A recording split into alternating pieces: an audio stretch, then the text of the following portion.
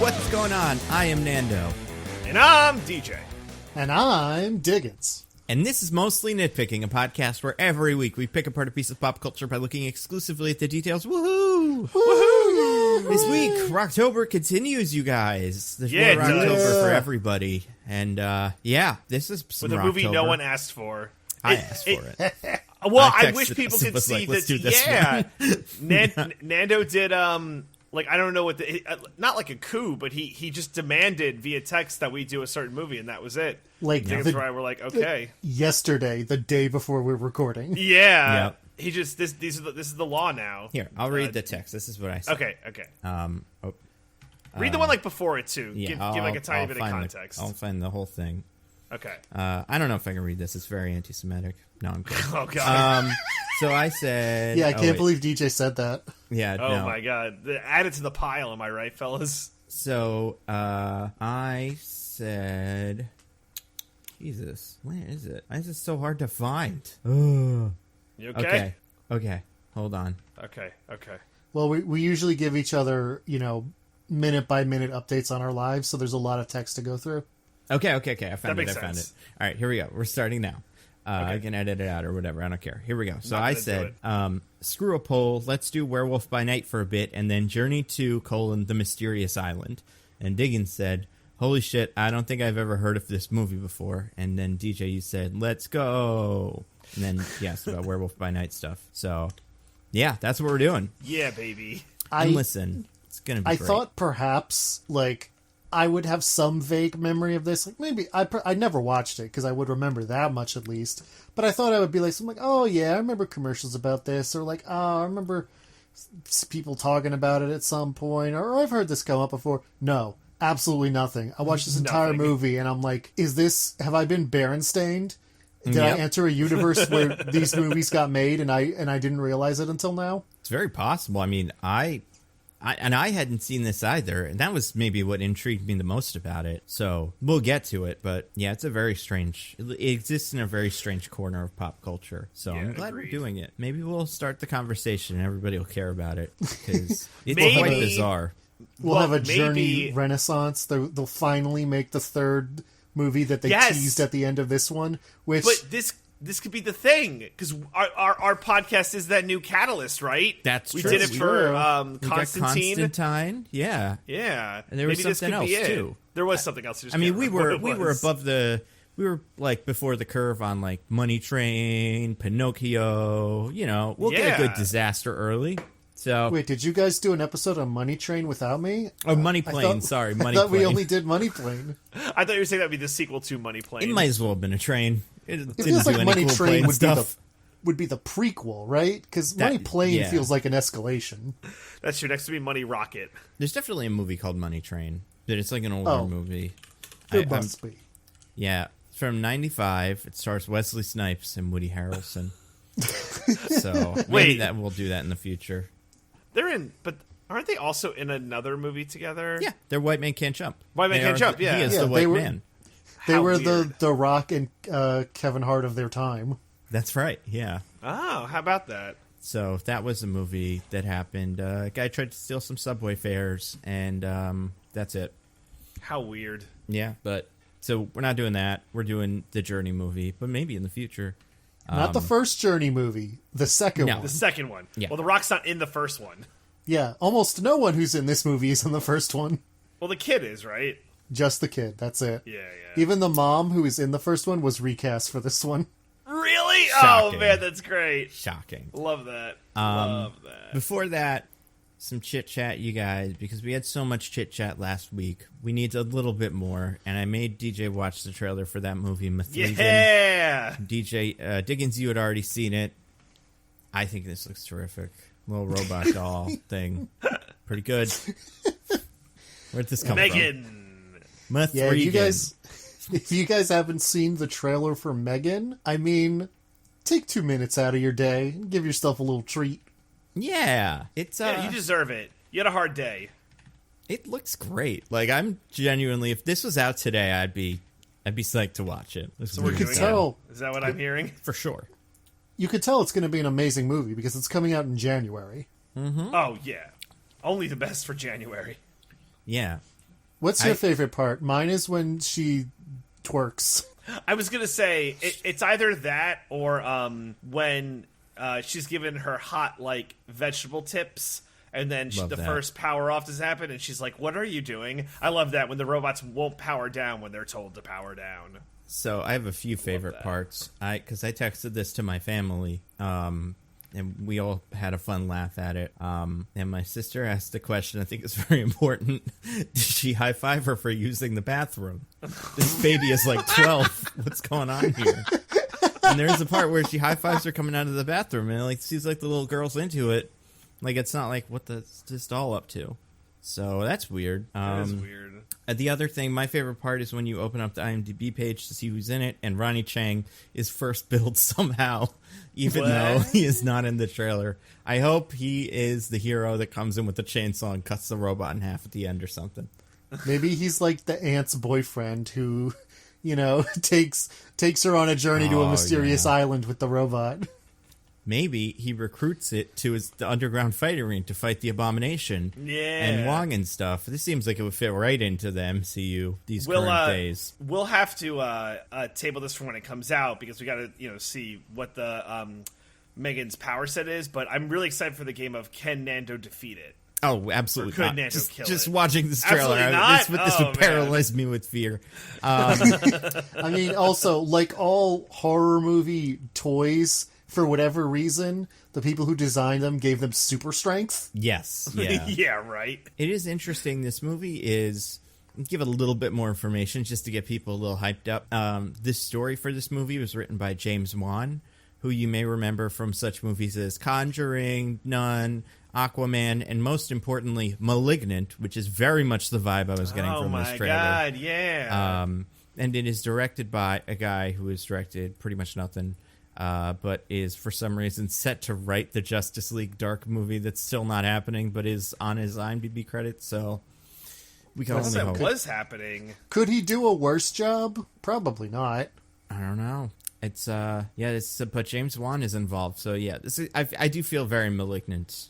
Like, that feels like what we're getting. I like, in the trailer, it's like from Blumhouse, the producers of Black Phone. I'm like, did people like Black Phone? Yeah, I think it just sounds like a fancy prestige movie, but it's actually fine. Nobody I know really loved it. Yeah. I didn't hear bad things about it. I also thought that was strange. But it's not like, do Get Out. I feel like Get Out should just be Blumhouse's thing from now on. Oh, let's be fair. I think Black Phone is more on the level of Megan than Get Out. I mean... That's a good... Well, we don't know, Yeah, that's true. We don't know what Megan really wants. Maybe it's some sort of racial justice or something. I don't know. Maybe this movie has something to say. Everyone she's killing, it's not that they're threatening the little girl, it's that they said something really racist. Yeah. That's about cancel culture, and then it's also very interesting. Oh, yeah. Bill Maher's going to love it. Oh, my God. He's going to get his own little Megan. He tells jokes and like the Megan laughs at all of them so much, so he feels like secure about himself. Yeah, he tells a really bad joke, and then Megan in front of the audience like picks up a kitchen knife, and then everybody laughs. Oh, yeah.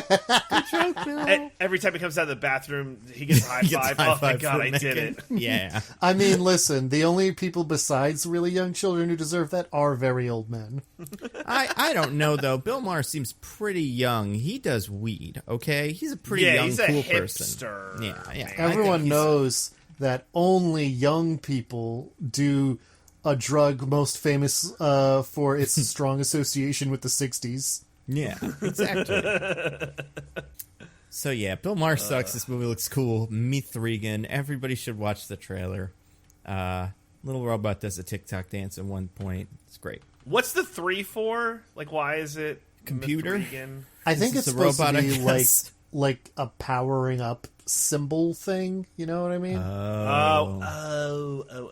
Oh yeah, that makes way more sense in the trailer. But yeah, when it's written just in words, it is all caps M3GAN.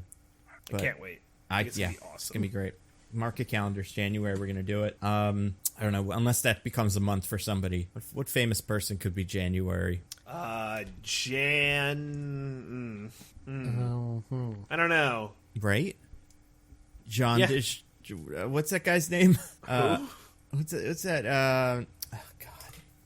I mean, we could do January Jones. Oh, I was going to say Jean Reno or something, and it would be January, but for Jean Reno movies. So we could do Godzilla again. We could do Beyond the Professional. What about Jan Cena? Oh, that's pretty good, actually. Or we could do like the Marine and yes movies. We could do Jeremy Renuary. Oh, that's good too. You do that movie where they do witches, vampire hunter, or what is it? Hansel and Gretel Witch Hunter? Oh, God, yeah. Snow White and the Huntsman? Oh, he might be in that. Is he in that? I don't know, man. He's in the Hansel and Gretel one. I don't know that he's in... Okay, then it's that. He's in that Tag weird movie. If they were in both. Yeah, I was going to say the Tag movie where he broke his arm. Yep. We could do we could do Dahmer, where he's Jeffrey Dahmer. Wait, is he Jeffrey Dahmer in the Dahmer show? No. He's Jeffrey Dahmer in the 2002 Dahmer movie. Oh, very good. Yeah. Maybe we could do December? Oh, God. Yeah, nope. Hate that. When we do every Jeffrey Dahmer thing because there's so right many now. of them. Yep, it won't stop. It's so hot right now, and nobody likes any of them. Yeah. Well, the people in the Jeffrey Dahmer subreddit are big. They're really going in on it. I would not recommend looking at it. It's weird. Oh, God, no. And I don't think it's a subreddit that existed before. I think it exists for the Netflix show. Okay. Well, that's like slightly better, I guess. Yeah, I think so. I mean, I could see a Jeffrey Dahmer subreddit of just like, that guy fucking weird dude, huh? Every couple of weeks, right? somebody That's posts that, and everybody else like, yeah, not a fan. Everyone should just yes and that. Yep, weird dude. But, that's 2022's movies. It's just Jeffrey Dahmer shows and crap like that. But back in the olden days of 10 years ago, 2012, we got other movies. They used to make good movies, you guys. Like a certain Journey to the Center of the Earth, Journey to Mysterious Island, or whatever. I haven't looked at the IMDb page yet because I don't want to... Well, I guess, am I doing it? Because I listened back. DJ totally said Metropolis in the episode, or in his description. Yeah, Did he? I fucking knew it. Well, my judgments can't be questioned, so even though I was wrong, I was still right. Yeah. In the interest of moving forward, I will agree, but also in fairness, like he may have said Metropolis, but you were both still extremely wrong. Yeah, I mean that's fair. I think that you just like put that in mind for when you're judging. Oh, I will hold on to that. Like I think that's the most fair outcome. Yeah. So I opened the IMDb page now, and it is Journey to: the Mysterious Island. So love it. A sequel to, I'm gonna guess 2009, 2010's Journey to the Center of the Earth. 2008. Wow, it took their time. Well, I mean, you don't just crank something like this out. I mean, yeah, it takes time to craft a sequel of this magnitude. Yeah, you have to figure out who's in it. then you're pretty much good, right? Then you can do it. So you guys, I have the information here, the IMDb summary. Okay. So you guys, you would never believe how they get these IMDb summaries. An old man, an aging movie star who will do anything for cash at this point, sends a message through the internet, through not through the internet. Well, the internet, I guess, could probably pick up, a code, and a brave, big, strong Marine man uses nothing but his brain, not his bronze, although he's got bronze too, to interpret the fantastic code. And on this island, there's a series of other bullshit that is what the old actor, who's, just kind of doing whatever he's doing at this point. He doesn't really... It's fine. Get that cash. But anyway, he's just like kind of interpreting different symbols on the island, so it's going through two different codes. We don't know if the strong guy is actually interpreting the code, accurately. So what we're getting from the mysterious IMDb island may be right on, or it may be way off. It all depends on kind of his whims at that moment. But that is taken by the strongman, and he puts it into IMDb.com, and that is where the IMDb summary comes from. It's mysterious, but it's also pretty derivative, if you ask me. I have in front of me the title, or I have the title too. I have the summary. It's weird, but it's not super off. Okay. I don't think there's anything super, fantastic about it in terms of it being very wrong or perfect. Oh, all right. It's kind of It's fine. It's on the shorter side. I'll say that. So okay. DJ is last week's. Some would say loser. You get to pick if you go first or second. So what would you like to do? I'll go first. I'll go first, and I'll do like I'll just go the most direct and hope it works out. Okay. Okay. Young adventurer Sean Anderson teams up with his stepfather Hank to in search of his grandfather after receiving a secret message to the lost mysterious island. Okay. Diggins, what about you? What do you got? Okay. After receiving a secret message from his estranged grandfather Alexander, Sean Anderson rushes off to the mysterious island from Jules Verne's novel with his stepfather Hank. I got to give it to DJ. It was pretty good. So in terms of like the names and stuff, you both had it about right. Where like you both said Sean Anderson. You both did. I don't remember, DJ. Did you name The Rock? I did say Hank. Yes. Okay, yeah. So you both said no one Hank. remembers my things. That doesn't really matter. Like that canceled out. You both called it a mysterious island, which was a mistake. We'll get to it. But I do think DJ's layout of the events is very close to what the actual thing is. So I'm going to read it to you. It's Sean Anderson partners with his mom's husband on a mission to find his grandfather, who is thought to be missing on a mythical island. So, wait. Had to be really specific about the mom's husband thing. I was going to say, they use the phrasing mom's husband? Yep. I guess. Now, in some countries, they call that a stepfather. But I was going to say, I believe Diggins and I both used the word stepfather, which is the same thing. Which what about the they country also of use Palau? You know, in maybe the they movie, he calls him his stepdad. It's not like we're intuiting that. Yeah. Well, does he go like, he's my legal guardian or whatever? Well, at the beginning when he's being bratty for the first 10 minutes. Right. It's quite strange. I don't know what they were doing with that. Also, mythical island? Get out of here. Mythical island. So it's wrong. Yeah. In fact, it is a mythical island, but not the way you would expect. It only turns out to be a mythical island. It is just a mysterious island when the movie begins. I would hardly call something described in a book 150 years ago mythical. Well, I'm talking about what we actually learn the island is. Right. But that is mythical. But before as far as he knows when he's going there, it's just this other thing. Yeah.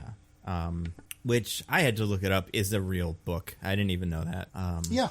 So, good to know. We learned a lot. I'll have some things to say about that book and this movie later on. Yeah. Diggins is a real Vernian. I wish I had my I wish I had a tiebreaker because I did have a fun one. Do it anyway. Can I give it to you guys anyway? DJ know. still wins, but here's the tiebreaker. Hank tells Sean the official language of Palau is English. Yeah. Factually, that is not true. It is English and what other language? Diggins would definitely know, I'm sure. Yeah, it's Palauan. Yeah, okay. I figured it'd be like a fun trick question if it's like, did you think you guys know Palauan? But yeah, that is what it is. I actually looked this up when he said that because I was like, is that true? And while it is true that Palauan is one of the two official languages of Palau, the other one is English, so he's not wrong. Yeah, I mean, and you got to assume a tour guide with a sign in English probably also speaks English. Like, it's not a crazy leap to make, and I don't know if that kid has not heard anyone else speak on the entire trip so far, but it shouldn't be news to him in any scenario. Sean is racist, you know. Yeah, I don't know if we got that from the movie. He's super racist. He thinks that people will understand English if he just shouts it loud enough. And also, can't even tell that a Puerto Rican man is probably not Polynesian. Bro. I couldn't... Well, we'll get into it, but I have questions about that character. Yeah, we will get to it. But so, DJ, you won, which means Diggins, as the loser of the week, you have to describe the summary of this movie in over and under 5 minutes. It varies depending on how many asides we make. Yeah, and how much stuff you feel like you have to explain.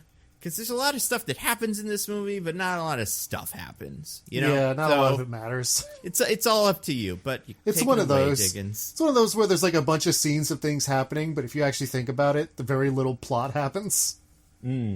So we have this little stinker who's escaping from the police on his dirt bike and ramps off a play set onto a pool before he does his cool child hero quip.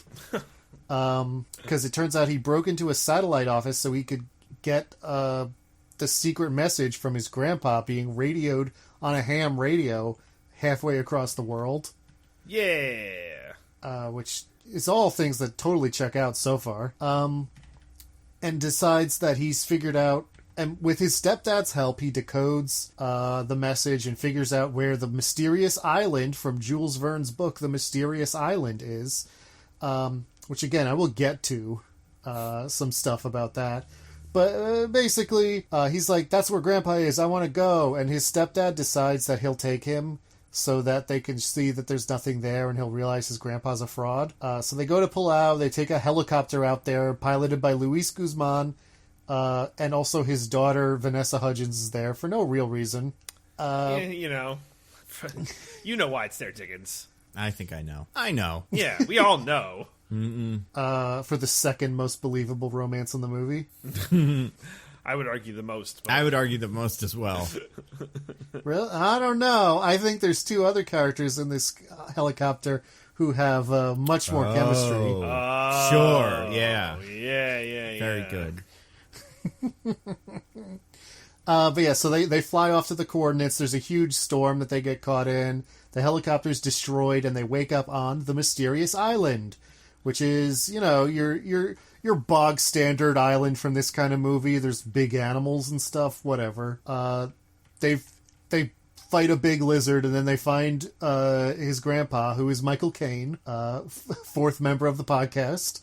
Yeah. I wonder if we'll get a visit from him later. Who can tell? I mean, I never know. He just shows up, so It's we'll incredible. have to see. I want to tell you guys before we get through that, I did not know he was in this movie when I was like, absolutely, we got to do it. When I heard the narration, I was like, oh, nice. A little bit of Michael Caine in here. And then when it turned out we were looking for someone of what I would appear to be Michael Caine's age, I was like, there's no way. And yeah, I did applaud when he showed up.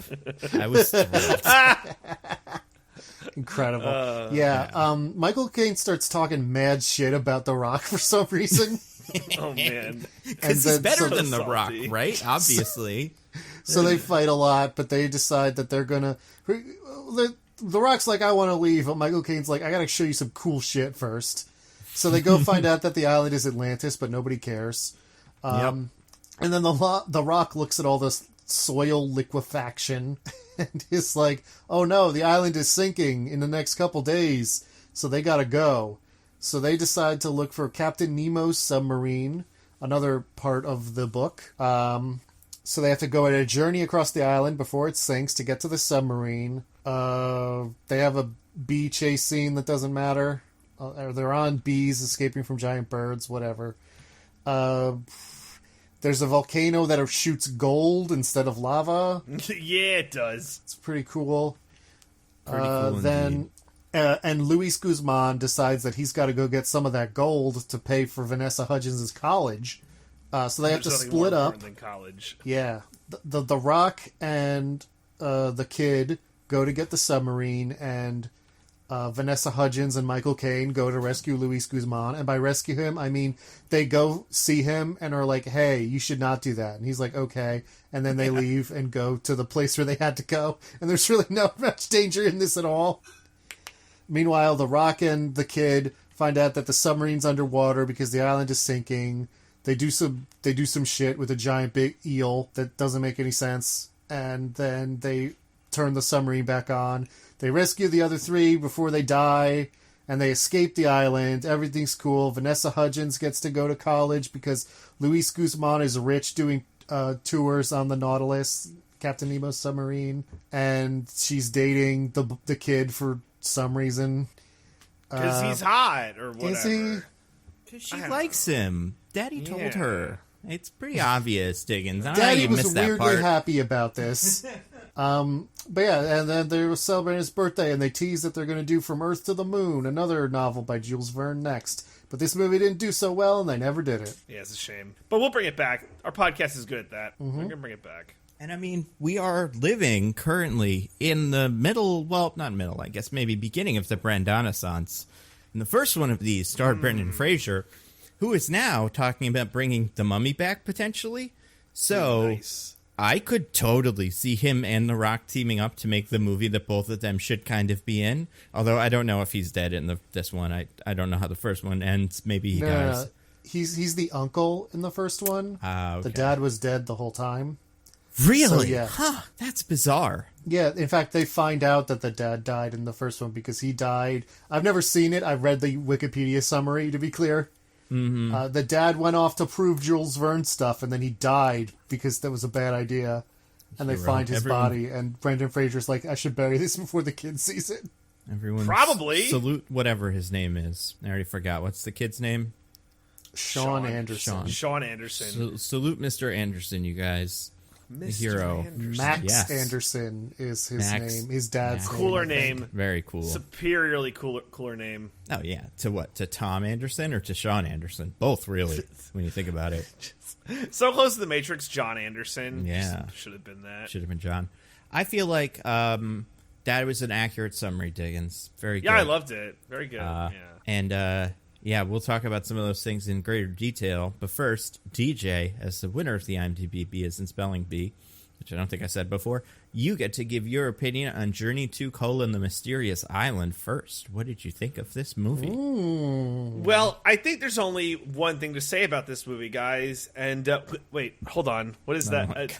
Oh God. Oh no. Oh, it's good. Oh, aye. Mike White. Oh my goodness. Oh my goodness. This is DJ Michael White, Caine, you shot DJ. And as we all Gentlemen, know, gentlemen. if you kill the person who is giving their review, you get to take it from them. So, by the transitive property, Michael Caine, what did you think of the movie you were in? What kind of boats did it buy you, or whatever? Isn't that something you said about the Jaws one you were in? I can't remember Jaws if that was 4 you or whatever. Yeah. Well, to answer your question, this movie bought me about 17 boats. I'd like to say thank you for having me on the podcast. I really greatly appreciate that. And obviously, this movie's a triumph. It's a perfect movie. Probably one of the best movies I've ever done. And, I think the acting's superb. I think it's a tight 90, which, who could argue against that? It's a perfect length. I think everyone's charming. I think the romance is very believable. I think it's got some good supporting actors in it. That's, nothing wrong to say about it. So I think this movie's a perfect movie. Really, can't see why you gentlemen wouldn't love it. And I'm so glad. I'm so glad that y'all finally covered this movie. Honestly, took you long enough. Not trying to be rude, but it's good you're finally doing it. Rocktober only comes but once a year, so that's true. But of course. Michael Caine, I didn't realize you were such a fan of Luis Guzman.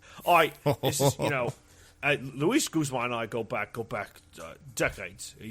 I actually introduced him into acting. I saw him. I ran into him. I think he was just a young lad. He went to school in Britain. And I was headmaster. Is that where he went? That's where Luis Guzman went to school, Britain? Precisely. And I said, "You're Mr. Guzman? You're going to be a great actor one day." And then he said, "Well, thank you, Mr. Caine. Appreciate that very much." And then, he wanted to become a fantastic actor. So, yeah. And when they were cast for this movie, they're like, "Oh, we need some Palauan people." I said, "Well, I know someone who's not quite Palauan, but, maybe it could be a fit in this movie." And then I got Luis Guzman in the movie. So I think it worked out for everybody. Yeah. I mean, for us, for sure. I hope he got to enjoy it as much as we did. Michael Caine, of all the movies you've been in, would you say that this one is better or worse than Now You See Me? That's a tough question, Diggins. And I you know what I like about this podcast? You always ask me hard-hitting questions about my movies. And I appreciate that. I think this is better than Now You See Me. Because it's just got a better cast, and it's more, uniform. I don't think there's anyone you ever see on the screen, and you're like, oh, can't believe that person's in this movie. We're basically a core 5-person cast. Everyone's good looking. The chemistry's on point, and it's pretty perfect. So I think this is better than Now You See Me, because Now You See Me has some other undesirables in that, if you catch my drift. How do you think it compares to... Wait, what? Yeah, what yeah, were the undesirables? Hold on, Michael Caine. Who were the undesirables? I mean, some are kind of weird. Woody I think Harrelson's that parents were criminals. Is that what you mean? That's weird. I think it goes without saying that, it's not everyone's a slam dunk in Now You See Me. That's all I'll say. And I don't want to call out any specific actors who might have less than stellar performances. And in general, I'm pleased to see on the big screen. Michael Caine, would you say that if you had to give a hint, would you say that perhaps the problem in Now You See Me rhymes with Blorgan Me Man? Oh. I would never say such a thing about Blorgan Me Man, but I also would not deny those things about Blorgan Me Man. Could you put your finger on? Would you put your finger on what about Blorgan Me Man you find physically displeasing? I think he's quite gentleman. He's a gentleman. How about this? I'll also speak in code.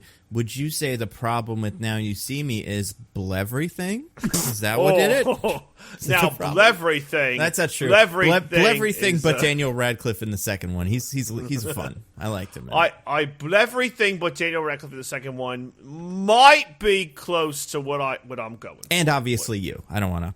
Of course. No, that goes without saying. And you know what? I am not above criticism, Nando. So if you thought I was the problem Now You See Me, I'd want you to tell me. Yeah. I mean, I don't think you were at all. I liked you in Tenet, even though you didn't really do anything.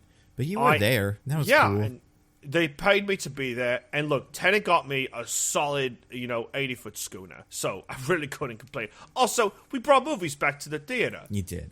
You could thank Christopher Nolan for such a feat. No one else was going to do it but him. I have a question. How many movies have you made? How many boats do you have? Like, you've made quite a few movies, so do you have, like, a little fleet? Yeah, and you know what the thing about boats is? You could never have too many. And it's good to, strategically put boats in certain parts of the world. So it's, I'm going to India this weekend. I got one in the India Sea. I'm going to Australia. I got one in the Pacific Ocean. It's good to have them in a lot of different places strategically so you're not moving your boats from port to port. That's what they say. The sun never sets on the Caine Navy. Absolutely, Nando. Thank you. I do want to say, Michael, while I have you here, because we've never talked about this, I watched a movie you were in called Dear Dictator. I thought it was quite good. I thought you were fun in it. It's a weird concept, but it kind of works. And thank you. Yeah, I don't know what were you going for as your guy? Like, who was your inspiration? Because it's kind of unclear. But I if I could speak plainly, I think I am my own greatest inspiration. Really, when I'm going to look at a movie, I go, how would Michael Caine handle this? And then that's where I get it from. It's important that if you ever need to dig into character work, even if you're playing, people, real historical people, to just look at yourself and say, what would you do in that situation? And then that leads to really some stellar on-spot acting. Interesting. Yeah. Because I figured I thought you were doing Fidel Castro, but I'm thinking now it was you. This was what you were doing in real life because this is what's in your heart. Interesting. Exactly. Wait, does that mean not Seth Meyers, Seth Green likes to lick people's feet? Because that's also something. Well, not everyone, subscribes to that method of acting, but it's one that I have really taken onto my core. So I wouldn't speak to what other actors do, but maybe some look to Michael Caine, and I would say, why, thank you, sir. I'm glad you look to an actor like me, Michael Caine. So you lick people's feet? Only when I have to. It's not a thing that I enjoy. When do you have to? It's responsibility. If I were to play a Seth Rogen, then I might have to be like, well, what would Michael Caine do with Seth Rogen? He might lick some feet. I meant Seth Green. If I said Seth Rogen also licks feet? Green. Is it just like a Seth thing? Do all Seths you can't trust the Seth. Seths do enjoy feet. I think it's well documented. If you had to play Quentin Tarantino in a movie, I mean, no one would believe it unless you absolutely went to town on some feet. Right, and you need to understand, what would I do as that person? And then I have to think about, I guess I would lick some feet. I was really hoping, I looked it up, his name is Quentin Tarantino. I was really hoping his name was like Seth Tarantino, and he just went by Quentin because it was funny. That'd be too obvious. It's Quentin, that's his real name. Yeah. Of course it is.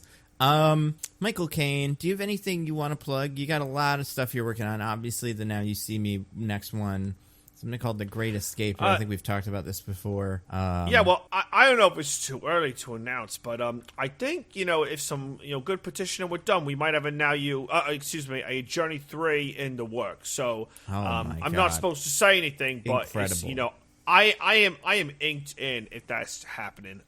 But I do have to run. Gentlemen, thank you so much for having me in this movie. And I'm gonna just wake up DJ. All right, wake up you. All right, I'm gonna prop him back here. And thank you both so much for having me, Michael Caine, and for doing this stellar movie. Probably my favorite movie, Journey to the Mysterious Island. Thank you so much. Well, thank you, Michael Caine. Thank you, Michael Caine. Oh man, Michael Caine pistol whipped me. I'm surprised he didn't hit you with one of his classic spy glasses or whatever, anchor or whatever they would use on a boat. He's a big boat guy, we learned. So many, he loves boats. Or his feet. We never know. I'm not sure how I read the conversation we had about his feet. I think he might be into it. DJ, can you check your feet? Are they kind of wet? Do they seem like they might have been licked? Oh, yeah. Ew. Oh, my God. Was that... That's so weird. I'm not going to kink shame... Yeah. So, do what you gotta do, Michael Caine. I'm gonna kink shame if it involves doing something to an unconscious, unconsenting person. Oh, no. I was conscious when he did it. I just, totally forgot. Yeah. Well, yeah.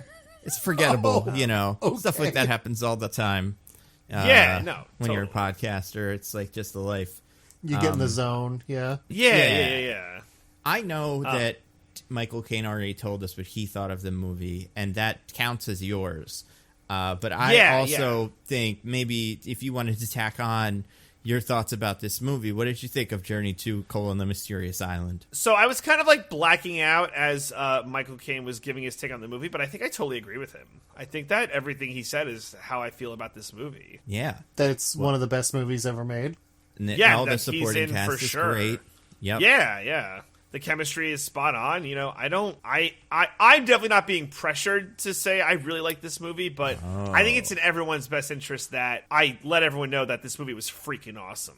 Gotcha. So, and those are my thoughts that I'm not being pressured to say about how good this movie is. Understood. Am I being clear? Right. Yeah. Real quick. Yeah, okay. DJ, can you, can me and Diggins have a little powwow real quick? Mm-hmm. Yeah. All right, I got to dry my feet anyway, so yeah, you guys get to it. Okay, Diggins. Cool.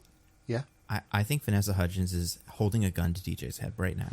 I thought it was Luis Guzman, but you might be right. It could be the both of them. They could be working together on this one. Yeah, I just know it's not Josh Hutcherson because he's a man of character. He would never do something like this. Absolutely not. No. He's and Michael Caine already left. Yeah. And he would be too distracted by the feet. Oh, yeah. DJ would be long dead if it was The Rock. He wouldn't have even made it through the first breath of the sentence because the power dynamic, we would have noticed that it shifted, first of all. But second... But the power dynamic of mostly nitpicking would have changed forever. Yeah, and just the minute he opened the door, the gust of wind that would have brought through DJ's, the room he's recording this in would have blown him right out the window. So it's got to be one of the other supporting characters, or the one from Sex and the City, the mom. It could be her too. I don't have anything we can do about it. I think we just had to go with it.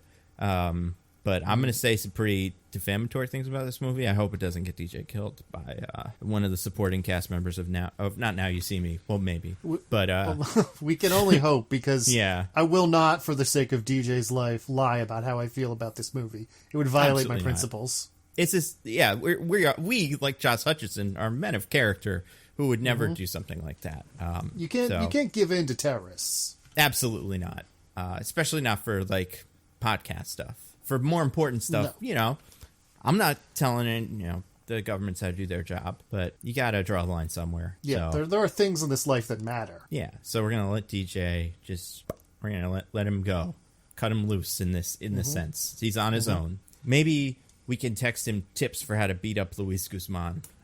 I don't have any, but I'm just going to quickly Google Luis Guzman weaknesses, and we'll see what comes up. All right, I'll bring DJ back on, and yeah, we'll figure this out as we go. Okay. DJ, you can come back now. No, it's cool. Yeah, no, they're fine. Yeah, they're like, yeah, they love it. Hey guys, hey, how's it going? Hey, you talking to anybody over there, DJ? No, I was just putting in an Uber Eats order. I'm gonna just get some food during the pod. That's all right, right? Yeah, okay. Yeah, I mean, definitely chew into the microphone so people get off on that. You know, I'm not going to. to. Yeah. No, I'm all about that. So, but no, I'm the only one presently in the room in case anyone was wondering about that. Hey, did you know Luis Guzman is allergic to walnuts? Huh. Oh my gosh! I always knew that. Thank you. Coincidentally, I'm going to add some extra walnuts to my Uber Eats order. Perfect. All right. That's, thank you, Diggins. I appreciate that. By the way, DJ, did you know Vanessa Hudgens is strengthened by walnuts? So, maybe... Well, like Popeye style, it makes her biceps go super big. No, this might not solve the problem. It might even make it worse. I think it's these are We'll take it as it comes, but I am going to order those walnuts. I guess. All right, smart. So that's DJ's thoughts on the movie. Who goes next? Me or Diggins? I can't remember. Me, because the presenter goes last. Yes. So Diggins, what did you think of Journey to the Mysterious Island? Oh boy, guys, the movie is not the worst movie I've ever seen. Oh yeah, totally. It could definitely have been worse. It could definitely have been better. Thing about the movie is that it's mostly nothing. Like we were saying, a lot of things happen in the movie, and almost none of them matter. Yeah. And it has, like, the idea of character arcs. Like, it actually kind of...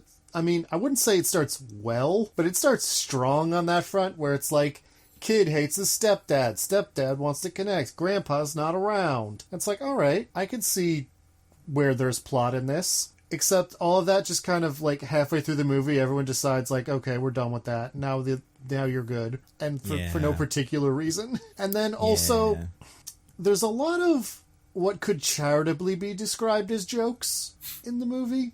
And the thing about them is that they're too stupid to be funny for adults, but they're also too boring to be funny for kids.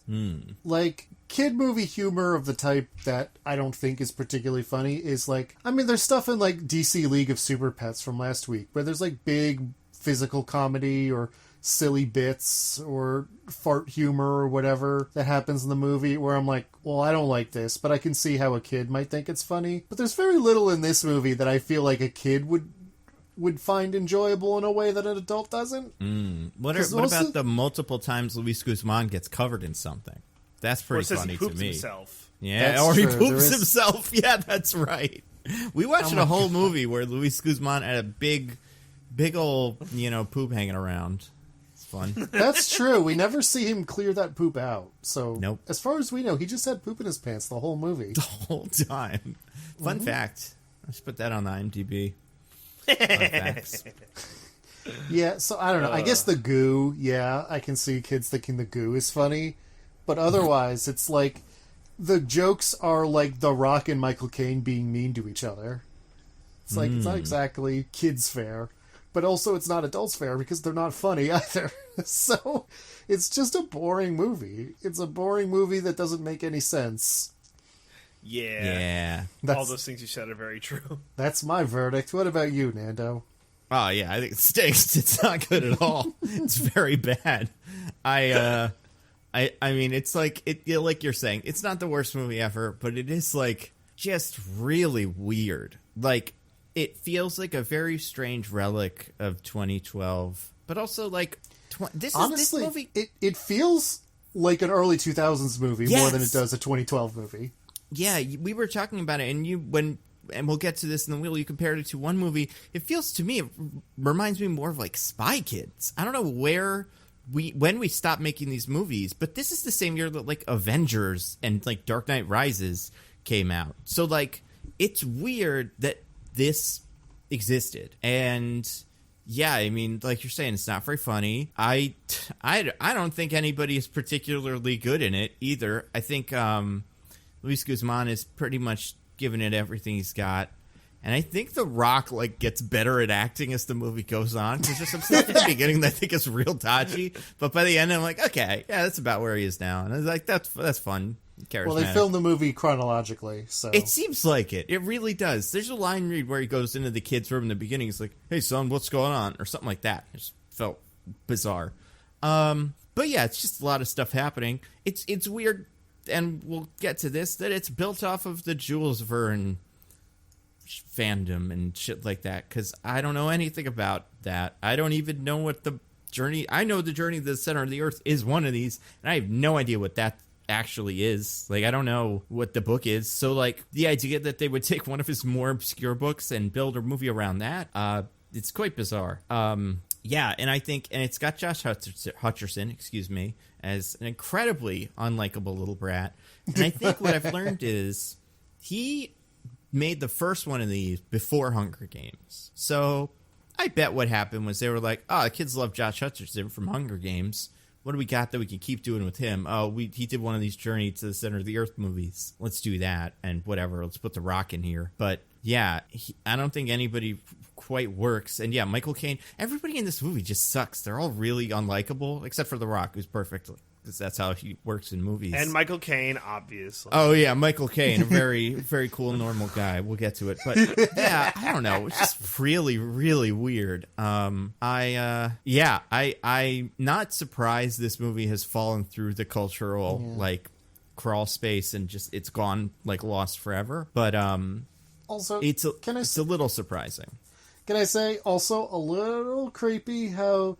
I mean, she was an adult at the time of filming, but Vanessa Hudgens is playing a teenage girl, and the camera cannot stop ogling her. Oh my god, that one shot is insane. I know you know what I'm talking about, right? The one that's like the 3D movie style, like, whoa, we're putting things out on the screen, but it's just her butt. Oh, I'm thinking of the one where they crawl through the tunnel and she's like about to get, I don't know, like eaten by something or something, and the camera, like, it's bizarre. Yeah, that's what I'm talking about, because it zooms in on like her butt as she's crawling through this thing, and it feels like if we watched this movie in 3D, it would have like popped out of the screen. Yeah, it's really weird. Yeah, I think I looked this up because I kind of remember this. She's the same age as I am, so in 2012 she'd be in her early 20s, like she was 24 at the time. Yeah, so probably like 22 when they filmed it. So yeah, it is weird. I do think it's also a movie that just cannot be less interested in having a woman in it in general. Like, it's so funny how the mom is in there in the beginning, and I'm like, well, she's not going to go with him, is she? Because, like, that's probably not going to happen. That's not how this usually goes. And that's what happens. I don't know if either of you have been reading Dracula Daily. No, I have not. Is it good? I mean, it's just the novel Dracula. The conceit is Dracula is like a novel that's like journal entries and newspaper clippings and stuff that all have dates on them. So someone has just it has a newsletter where he sends you the things that happened on that day in the novel Dracula. So you're basically just reading Dracula over the course of 6 months. Sure. Right. Anyway, we're at a point now where they're going to hunt down Dracula, and all the characters have long monologues about how the woman can't come with them because women are frail and weak. And they're not as cool and strong and big as men. And honestly, at this point, I almost prefer the direct sexism versus movies like this where we pretend that the women are equals and they're allowed to come, but they also don't do anything and we're very uninterested in them being there. Yeah. Because at least Bram Stoker is very clear that he thinks women are not up to the task. Yeah, fair enough. I looked it up, too, because, like we said, none of us have seen the one before this.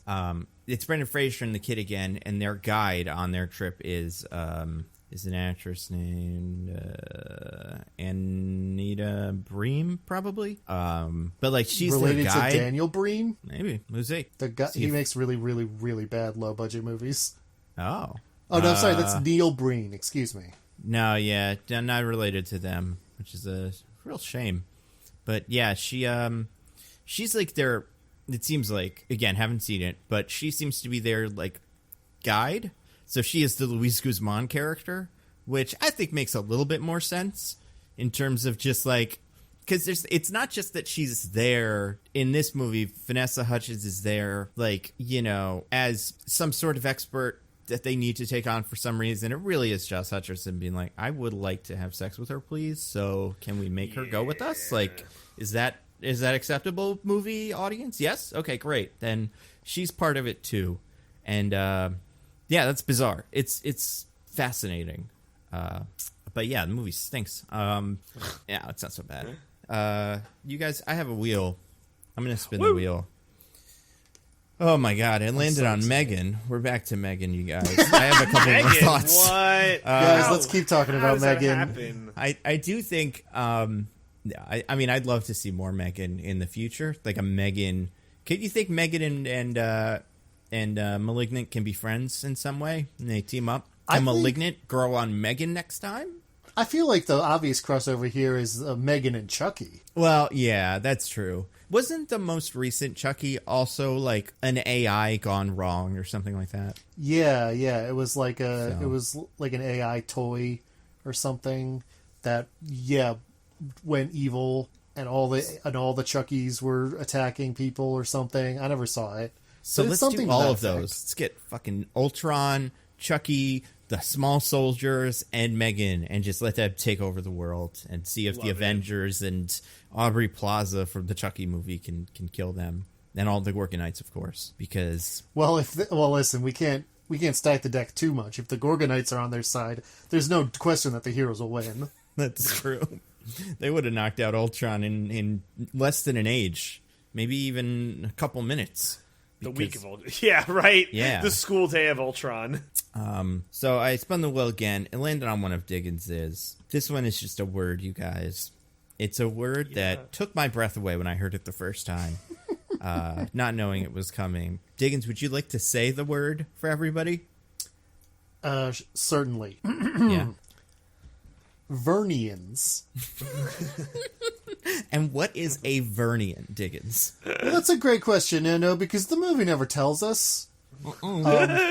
From context, I think clues. I can figure it out, but that's the thing that gets me about the word Vernian, is that it gets confidently used at several points, like we know what it's supposed to mean, but we don't. I guess maybe if I'd watched the first one, maybe that's where they explain the origin of Vernians. Yeah, and that's right. And I think actually my reading the summary of that first movie makes me understand it a little bit better than you guys do. So in fact, I'm curious, what do you guys think Vernian means? I think I more or less figured it out, right? It's like some sort of like, people that believe Jules Verne was a Nostradamus type figure, and he hid secrets in his books and stuff. Like, I guess like Da Vinci. It seems like they think Jules Verne existed in the Assassin's Creed-averse, where like he hid all the secrets in his books, and we have to go find him. That's probably it, right? See, I thought it was like just people who were like fans of the work, like how I don't know, like a Martinian, someone who really likes George R. R. Martin stuff. Like that's what people call them, yeah. That's what they call them. Yeah, the Martinians. Let's think of some others. Anne Rice. Riceans. What's another author we all know and love? Shellians. It makes Myrians sense. For the Twilight fans. Tolkiensians. Yes, I like that one a lot. And you were saying Myrians? For Twilight fans, yeah. Yeah. I like that. Yeah, that makes perfect sense. Diggins, which one is it? Is it mine or TJ's? Yeah, which one of us got it wrong? Nando, you're closer. Okay. It's people who believe that everything that Jules Verne wrote was true, and all of these places really exist. So it's not necessarily that he was writing secrets in the books, it's just that he was writing nonfiction books that, for unexplained reasons, were published and marketed as fiction, and he never sought to correct that. That's how you make that money. That makes sense, right? Yeah, they should be doing that more, because like that's a good. It would sell Jules Verne books if we were all on the hunt for the mysterious island. They're in the public domain now, but still. Well, there's a thing about that, Nando, which we'll get to in a future wheel segment. But yeah, it's weird. It's so funny because I don't remember the first time the kid says it. Maybe it's second or third when he's like, "You're not a real Vernian" or something like that. Yeah, right. Or like only Vernians real like Vernians me know. get it. Yeah, like how many Vernians are there? Like 10? There can't be that many. Although we see in his room all the newspaper articles and scientific papers that are like, kid and his uncle proved that Journey to the Center of the Earth is real, or whatever. So you'd think there'd be a lot more of them then, but it's probably. I mean, if I were the person investigating this or like reporting on this story, I would be like, yeah. So these guys say that Jules Verne's Journey to the Center of the Earth is true. They didn't really do anything that he says in that book. didn't find most of the things he describes, and really just kind of vaguely had an adventure kind of like the one in the book. So really, the Jules Verne connection is very, very thin to begin with. They just found a cool thing that kind of sounds like something from a Jules Verne book. That makes Real sense. Vernians know this secret on how to find the blah, blah, blah, blah, blah. So I can see it not sparking a huge burst in Vernian activity, because they're kind of wrong. No, you don't say. How so? Well, I was talking about Journey to the Center of the Earth there, but it's also true in this movie. For example, did you guys know the whole giant animals, small animals thing is not in the book? What? I guess, I mean, I'm not shocked. I don't remember it from any of the pictures of the book that I've seen, like little drawings. I know there's little people in one of them, but that's about it. No, there's little people in Gulliver's Travels, another book that is mentioned as one of the three. The Mysterious Island is these 5 dudes get stranded on an island that has an unusual level of biodiversity in its flora and fauna, but they're all perfectly normal. And have an adventure on an island with no fantastical elements, pretty much. Other than Captain Nemo's there at one point. Sounds mysterious, though. It's just an island. So there was a movie made in the 60s about the book that did have giant animals in it to make it more interesting. But they never talk about the movie, and he only says this is stuff in the book, which is completely false. Interesting. Get Ricked movie. Real Vernians would know. Yeah. I mean, do you think the real Vernians watched this movie and were like, Jesus Christ, they're making us look like fools? What do people think we're doing? Yeah, I was right. And I know, obviously, the Mysterious Island is not in Palau. It's in, Somalia or something. And here's the thing about that, Nando. As part of it just being a totally normal island that was not meant to be, fantastical in any way, Jules Verne gives direct coordinates for where the island is in the book. That's part of his code. Obviously, the island is somewhere else, but that's just what he says to trick you. Yeah. You know, I that's how I would have to interpret it as a Vernian myself. That I know that's how it is. I mean, I don't know that they're near. I don't think they're near Palau specifically, but they are in the Southwest Pacific where they go in this movie. Well. So it's not a mystery where he says the island is. I mean, I guess maybe they could be like, yeah, he gave these coordinates, but they're wrong. It's actually somewhere else because of the tools he used or whatever. But they just don't even address it. He gives coordinates that are not the ones in the movie, and they're just like, no, we're not going to bring that up. I don't think anyone who wrote this movie read the book. I think that's what it is. Oh, for that's sure. Probable. Yeah. Yeah. And that's good for them. It would have been a waste of time either way. The problem I have with it least is that it is not accurate to Mysterious Island, the book. Yeah, I don't think they're trying to get Vernian butts and seats with this movie. I don't care that they're taking liberties with the book, but the whole conceit of the movie is Jules Verne's books are literally true, and these super big Jules Verne's fans are figuring it out, and they get basic details about the book wrong. Yeah, it's pretty good. Yeah.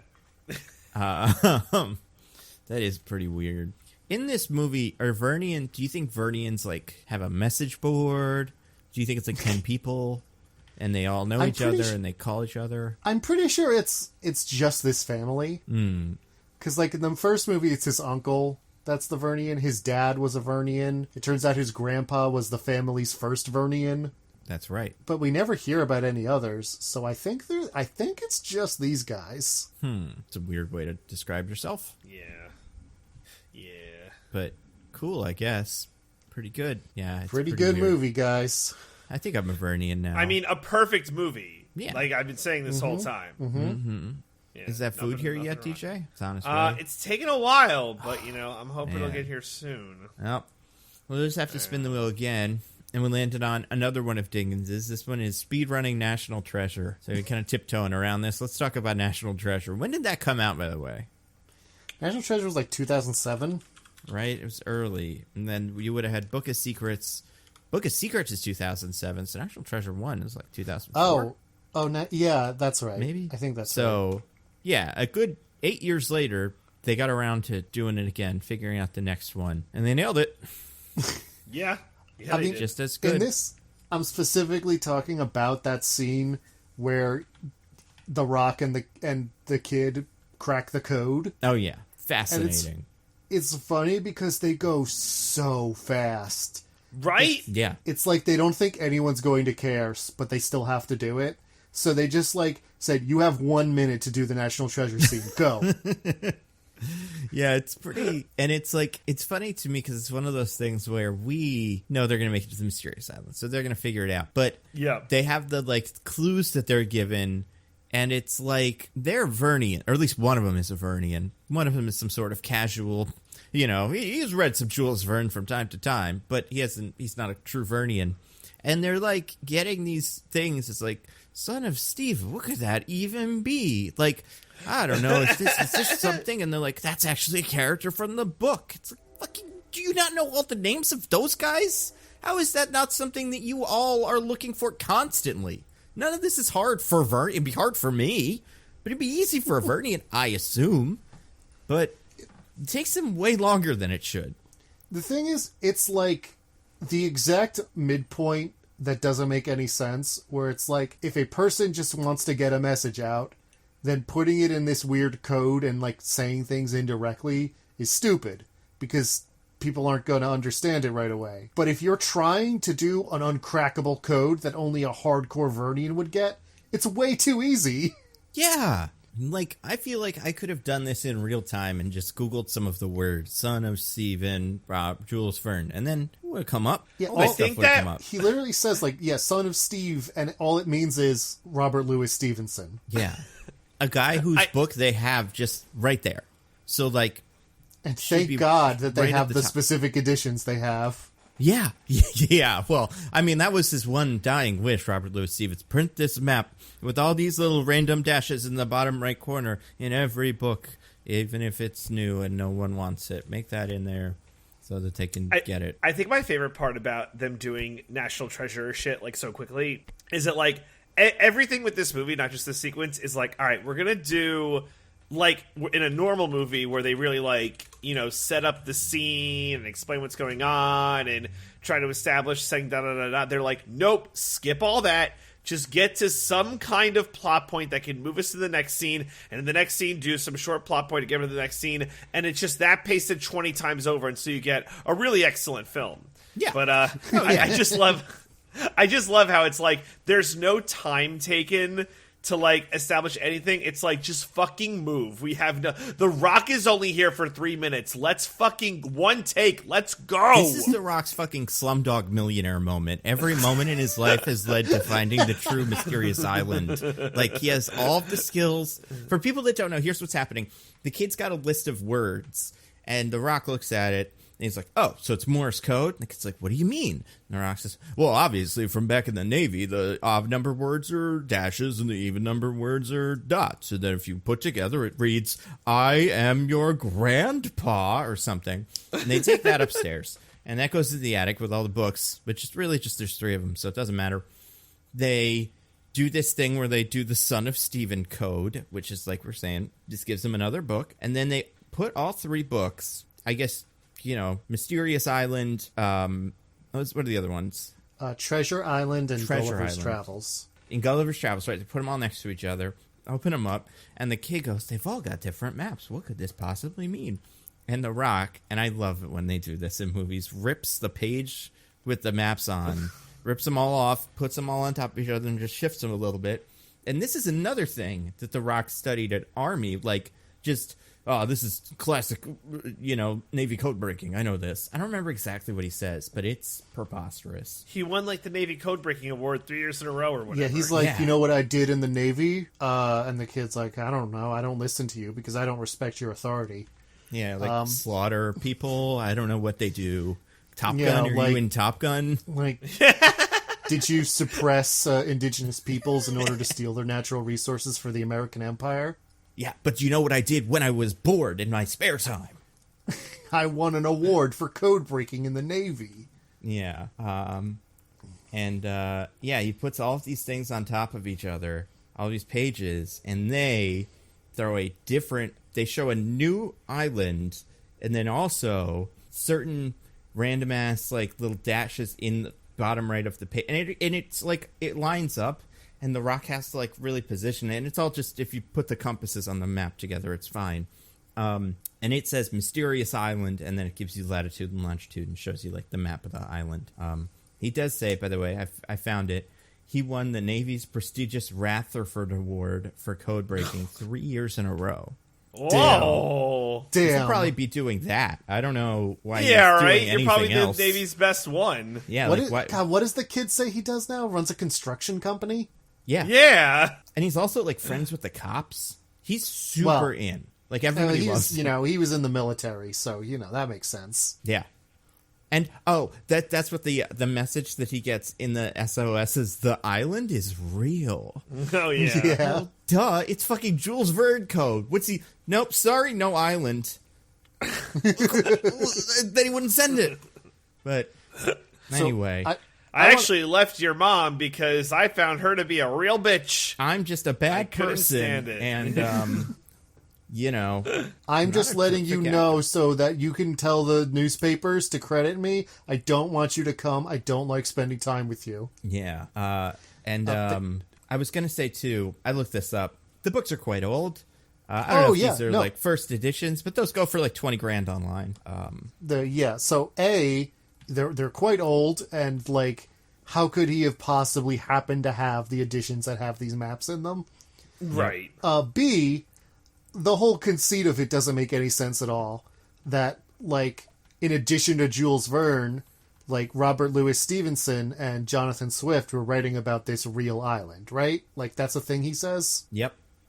Yeah. That's right. First of all, the island in Treasure Island is also just an island that they go to.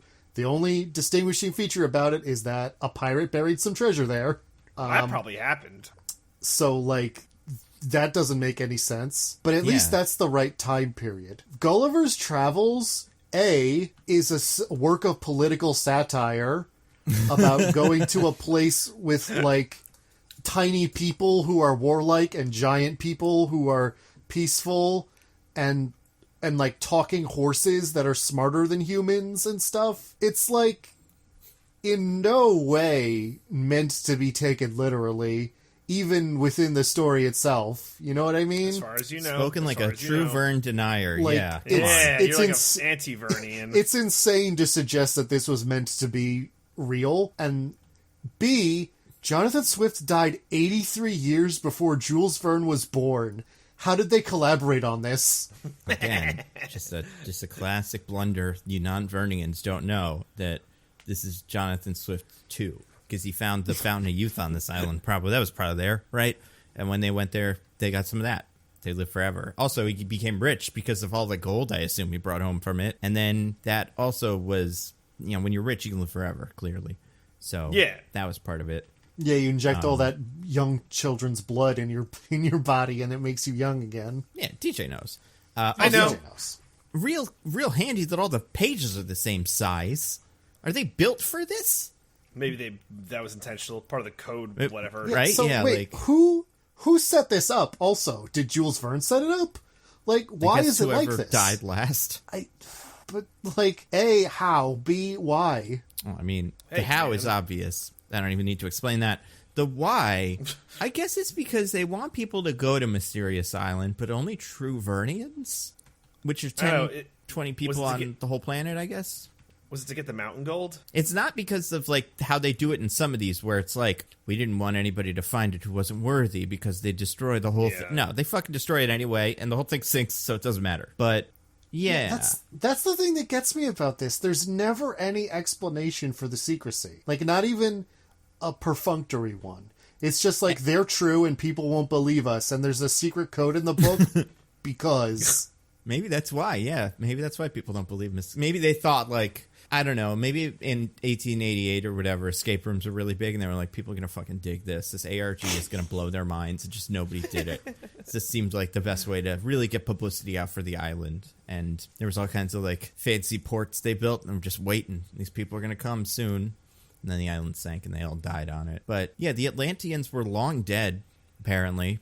when these guys discovered it. So it's not to protect any of that. I guess it's maybe they didn't want the gold getting out, or the monster lizards, kind of. The gold doesn't seem like that big a deal. No, like, not people really. are like, oh man, let's get some gold, but I don't know, nobody gives it much thought. Nobody wrote about it in the books. Yeah, that's the weird thing. Is which one of the books is about Atlantis? None of them? That's the thing that I feel like is, and we'll get to it, but like, you'd figure one of them would be about that, and then that's like, well, that's why we're hiding it, because it's civilization, but if anybody actually wants to go check on it, once every 100 years, someone will figure it out.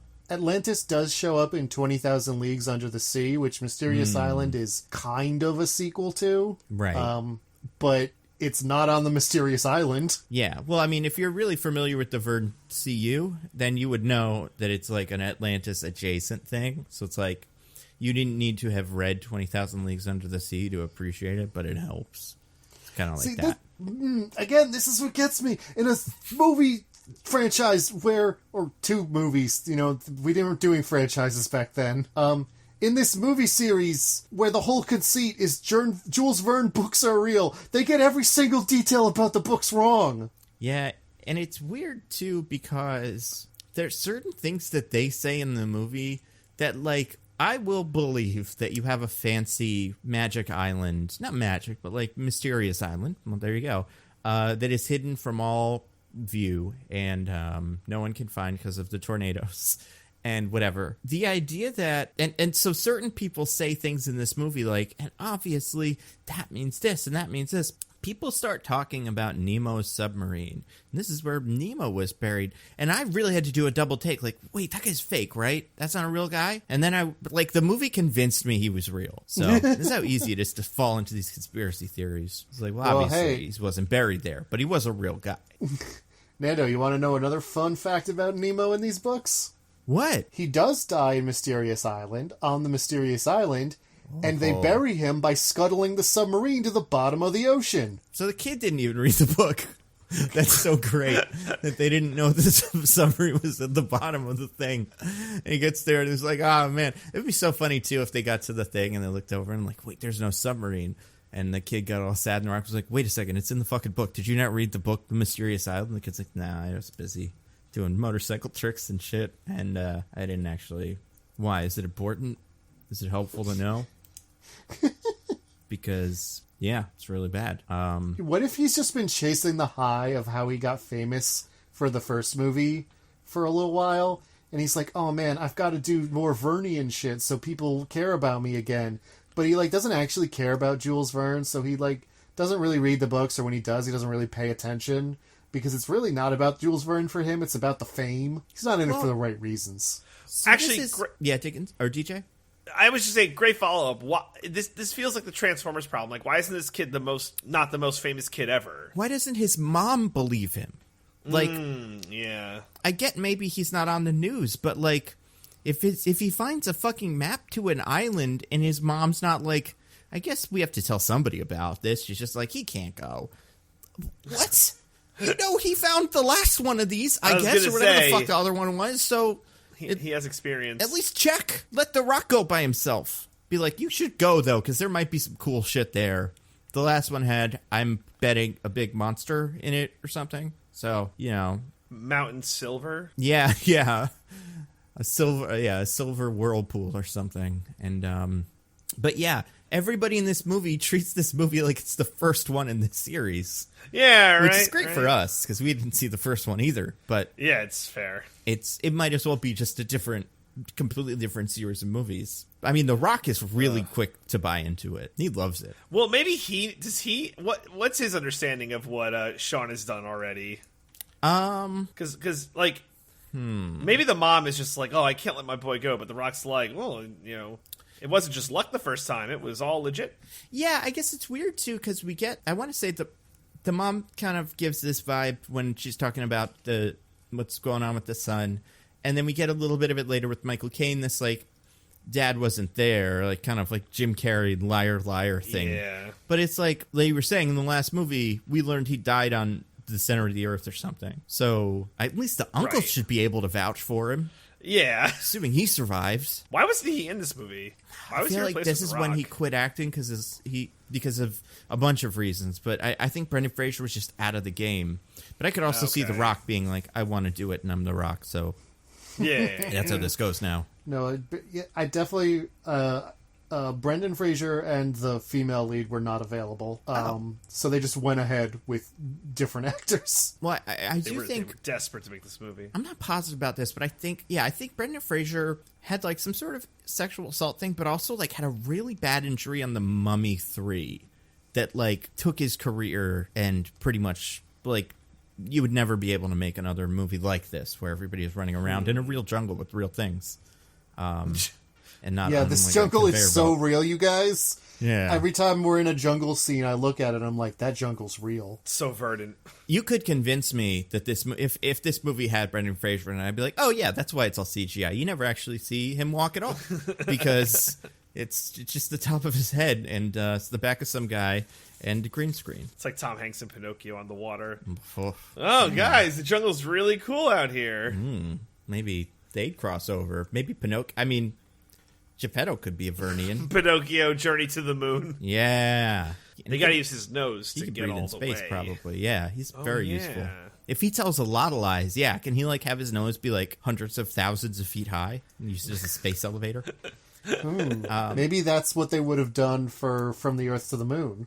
Yeah. Yeah. We'll never know. I mean, we might find out soon. It does seem like I we're hope just so. drudging Michael every Caine franchise says we might. out of the depths, so why wouldn't we?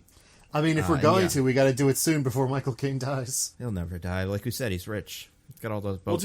We'll do the Tarkin. We'll put him in. We'll have a PS3 model stand in for him. You don't believe that Michael Caine is above deep faking him into every movie that they'll pay top dollar for. More boats. Yeah. I spun the wheel again. It landed on one of Diggins's. This one's really important. This one is I must have written this down. It's I won't die or I will wait. What is it? What was I this will one, Diggins? die horny. Okay, yeah. Let's talk about the kid. So they get to Palau, and the kid is racist for a little bit because he thinks that the people in Palau don't speak English, even though all the signs are in English. And also thinks that if he just shouts at a Polynesian man loud enough and slow enough, that he will understand English. Yep. It's just really embarrassing for him all around. I mean, this kid sucks in general. Every character but The Yeah. Rock is pretty terrible, so I would expect it from Michael Caine. And Probably Michael did the Caine. exact same thing 100 years ago. Hello, sir. Like, just, the same shit. Yeah, but so after he gets embarrassed by that, they're like, take us to this place, and the guy's like, no, that's really dangerous. I won't do it. And they're like, we'll give you $1,000, which, in the grand scheme of things, not that much money. Yeah. It's not worth like dying. I mean, But it might go a also- long way on Palau, which probably has a much more depressed economy than the United States, but still. But also, like, okay, The Rock, I can believe that you convinced the mom to let you go to Palau with the son to go, like, see, it's not here. I guess we got to go home. Did she give you an allowance, too? Did you clear this with her? I'm going to have to spend a Yes, lot so- of money, by the way, when I'm in there to, like, bribe some officials and stuff. So I'm going to need about 10 grand cash, probably. I mean, he has his own construction company. Yeah, He's probably. I like, think true. he's set. supporting the family, so I mean, obviously, yeah, if they were equal partners in the household as they should be, she should still be able to say like, dude, don't spend $10,000 on your insane trip to Palau. I think she calls him dude. I think that's right. I think it's, dude, don't spend money on Palau. But another thing about that also is when The Rock is letting him know that he is going to let him go to Palau, he's like all excited and he's like, no, we're going to Palau, and shows his passport and ticket too. And the kid's like, oh no, oh man, that Yeah, sucks. like, what did you It's like, think, bro? You thought they were going to let you, a minor, fly to another country by yourself so you could go to a mysterious island? Yeah, It's... and just wander around a country where, as far as you know, they don't speak English. You're going to get robbed or something. You're not going to make it for a minute. You're going to get the biggest, toughest guy in the world behind you. You're going to be fine. At least Even then if- you can have a chance of surviving. Also, why doesn't Mom get to come on the fun trip? This seems really weird. Can we not afford it? We had to use her ticket money to buy, fancy backpacks and shit. Yeah, especially because as far as the parents, she and him are concerned, like, the trip is just going there, seeing that there's nothing there, and, coming back. So, if I were them, I'm like, well, we're willing to drop money on this anyway, we'll go there, convince them nothing's happening, and then take a tropical vacation as long as we're in Palau. Right. Yeah, right. Seems nice. Seems fun. But no, he goes by himself. That's what the kid wants to do. And then the Rock, it's like, ugh, this guy.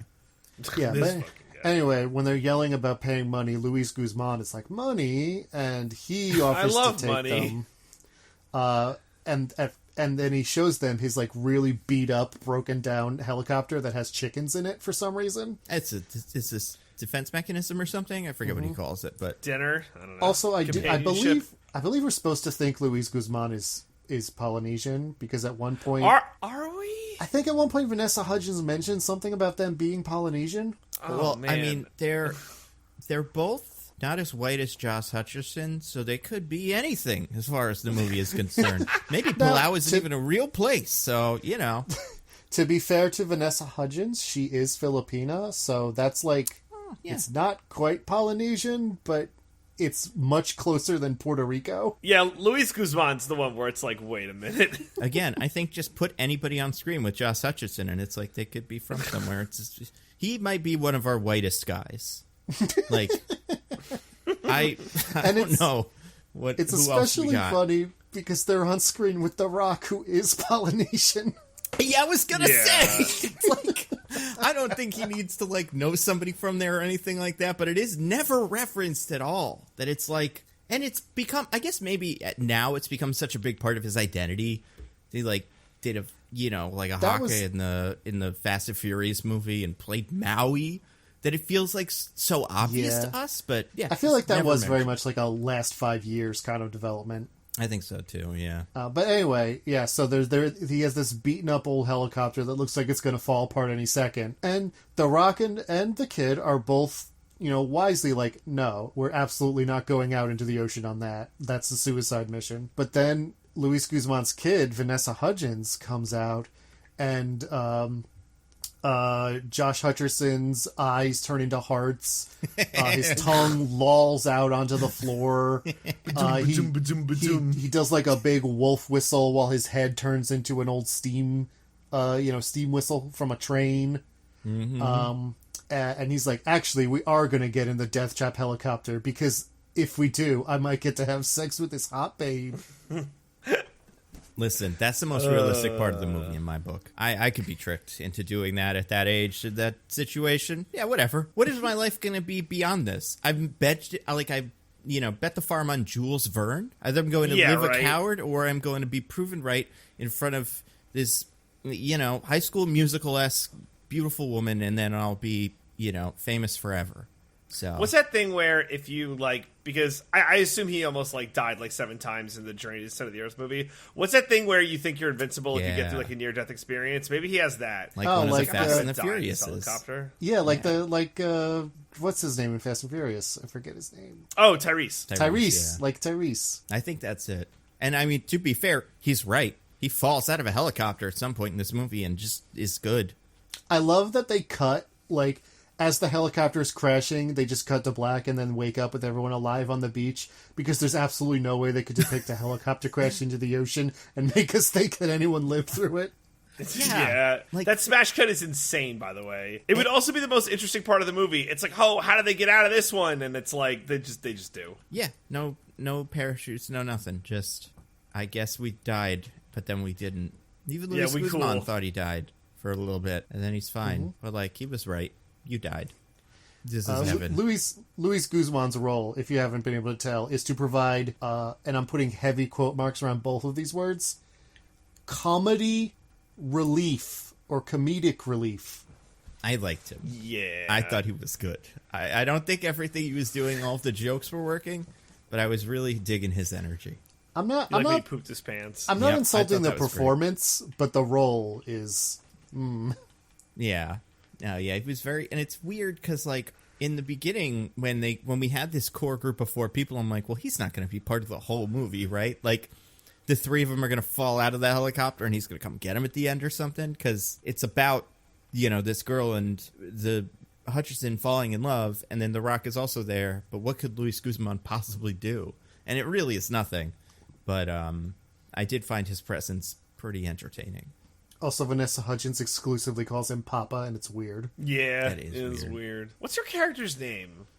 She has an interesting name. I remember seeing it on the IMDb page and going like, I don't think they said that once. I would have remembered that. It's her and girl and like he whatever. might have said it Luis Guzman might have said it when she first came in, like, this is my daughter, X, but that was it. yeah. That's it. X gonna give it to you? Nice. No, it's her name is, by the way, his name is Gabato, and her name is Kailani. Okay. Dwayne's name is Hank, and the kid's name is Sean. Love Hank. Those are all the names. And Alexander, obviously. We'll get to him. The only other people named on this movie we have someone named Jessica. I don't remember where she shows up. Is that the mom? No, that's Liz. She's in here too. This one, but she could be like, it's a white-ish, like probably white woman and like the same age-ish as the mom. I don't remember this character at all. Mom's friend? Yeah, like who? Was she one of the McGillicuddies? Oh yeah, the McGillicuddies. Maybe that might be. I love when they use that as a made-up name. But it's her and then tour guide and Palauan. Those are the only other people with names in the whole thing. So pretty good. Not even the cops. The cops don't even get. Stephen Cop is Caudell a little bit lower on credited this thing, but he is as here. Cop. Yeah, but yeah, I have no idea who this other person is. Is there an extended cut of this movie we need to see? Oh no, with the lady? You just see them crash land, and this lady comes and checks them on the beach. I was like, I think they're dead. Did she rescue them? She buries one of them in sand. This will be funny. This will give him a good scare. I mean, he won't think he lost his legs because he'll know he's buried under sand. But the rest of them will think he lost his legs because they won't get it. Was the mom lizard Jessica? It might have been the lizard. Oh my god, lizard is female. That would be insane. Because I'm really having a hard time remembering anybody else in this movie. She could be. Maybe she's at the tour in the end of the movie. I don't think so, though. Yeah. Like I feel. Why would she get like a name? Right? Yeah. Unless he's like, hey, Jessica, you're the new mom in this. I lose Guzman. I'm killing it right now. So let's make this happen. I don't know. Really weird. I really can't think of who this character is. Me neither. I was thinking maybe there's someone in like a prequel-y bit, but that doesn't seem to exist either. And we don't really see. I don't think we really see the McGillicuddies. There's like an EMT who could be her, but the McGillicuddies are much older, so that's not it. This movie is weird. Oh, okay. Yeah. I have an interview with her on a WordPress blog. Nice. Fascinating. She is one of the police officers at the beginning. Really? Huh. Okay. Good for her. Cool. Yeah. I'm not really sure why this random extra got a whole interview about her role in Journey 2. Yeah. I guess I see which one she must have been. Okay. I mean, she doesn't speak. She's just there. I don't know. It's just so weird because it's surprising how small of a cast this movie is. There's very few people. Right. Not that many extras. I imagine that's it's like a very why bother? efficient cast. Yeah. Yeah, they checked all the boxes. Giant man, little boy, old man, silly dad, hot lady. That's crazy because I watched this movie and I never would have thought that they cut some quarters to save money on it. No, never. Never. A million years. I spun the wheel again, you guys. It landed on one of mine. This one is just a classic phrase that we get sometimes in these. Put on your 3D glasses now. I don't know if you could tell, you guys, because we watched it in 2012 on our, I'm assuming, 2D TVs or whatever. This movie was released in 3D. That's partly why it feels Spy Kids. You don't say. You don't say. Did anybody have a favorite TV or 3D moment? I mean, I already said mine. Which one was yours? When Vanessa Hudgens is crawling in there and they zoom in on her ass. God. But that couldn't have been. I'm talking 3D moments like a 3D plastic thing flies. There's only one answer. Because there were a couple of them.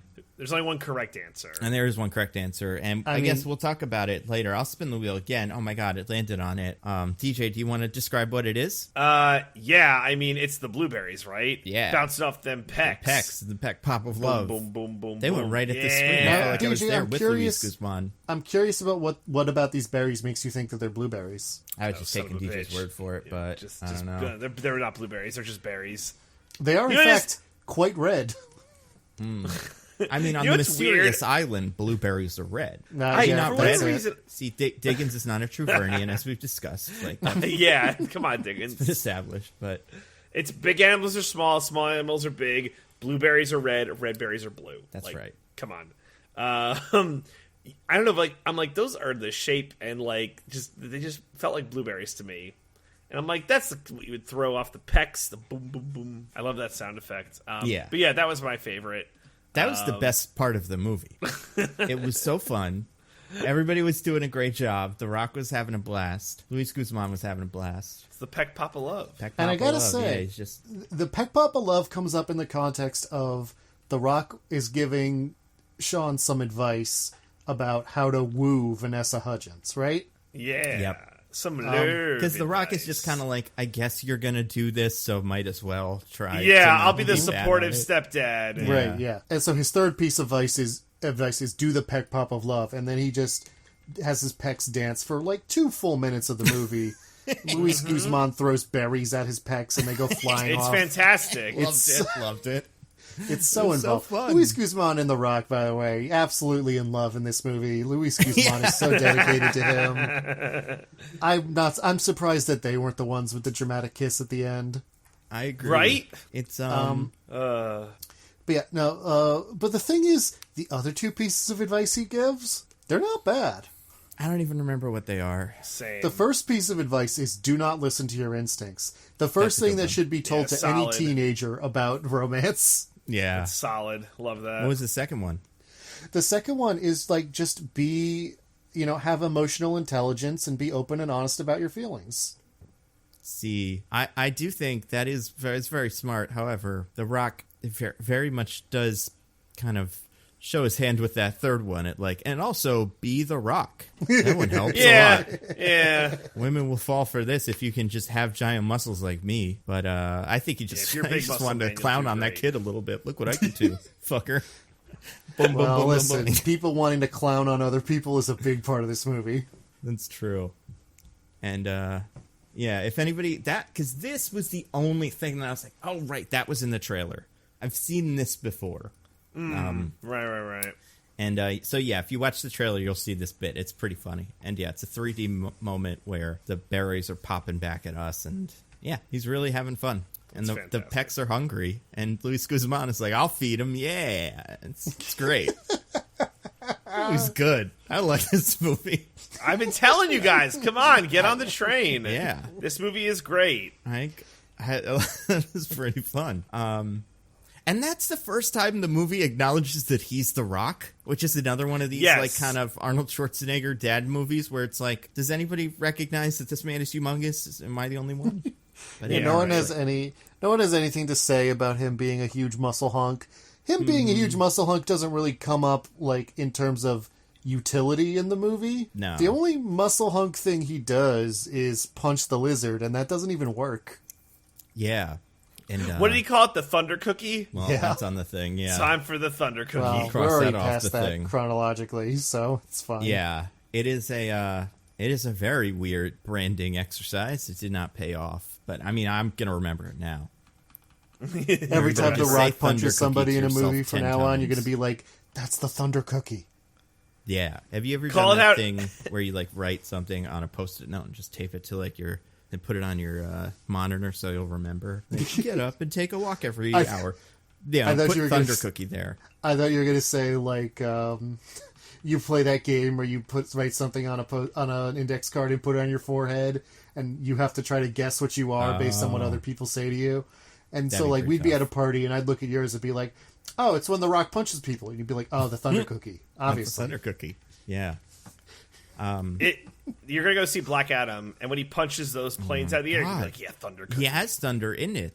So that's part of it. Yes! That's where this came from. This is him in 2012, which I think by this point he had already said, I'm going to make a Black Adam movie to Warner Brothers and like started promoting it.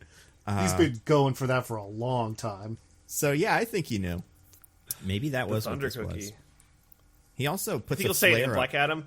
What's up? You just got the thunder. You think he'll say it in Black Adam? You just got the thunder cookie. Yeah, I think so. Do you think someone will run up and try to stop him, being like, "But heroes don't thunder cookie people"? And he goes, "Well, I do. I do. I'm a huge fan of the thunder cookie." I spun the wheel again, you guys. It landed on, one of mine. This is a really small one, but I do want to point out this kind of gets at how shallow the Vanessa Hudgens' character's name is. I keep saying Hutchison. It's Hudgens, right? Her name? Vanessa Hudgens. Yeah, Vanessa Hudgens. The boy Hudgens. is Josh Hutcherson. Hutcherson, yeah. Or yeah. Hutchison, one of them. Oh, boy, yeah. So Vanessa, the girl, Vanessa, she is... What are her interests, you guys? Money, I guess. Going to college. So that too, but also the movie tries to accidentally develop her character for one whole second when the boy is like, "Don't you love me? I'm the boy." And she says, "I like mollusks, you guys." And he's here's like, the thing. Yeah, well, no, you finish. He says, "Oh, me too. Get out. What kind of mollusks?" And she throws the name of a mollusk out, and he agrees. He loves that mollusk, and she says, "I made it up." And it's like, okay, we're done with that joke. But no, you guys, something's back from last week for some reason. Inexplicably has been seeded throughout the podcast history. She mentions that it's the name Mixie Spitlick, a Superman film. Yep. So is she a nerd? Because that never comes up again. But yeah, that is fair. Because that's like a deep cut Superman villain. Yeah, and movies do that sometimes where it's like, oh, you thought I was an adventurer, but I'm actually a nerd. And then by the end, that's like something. But it never comes up. And because I was thinking, like, the mollusk thing, she's just lying about that, right? Like, yeah. I didn't get the impression that she actually cared about mollusks. But yeah. No, yeah, that's the thing. It's like, especially because her motive is like she wants to be able to go off to college, and Luis Guzman wants to be able to pay for it so that she gets to go and fulfill her dreams, right? Yeah. But they never bother getting more specific about it. Like, what does she want to study?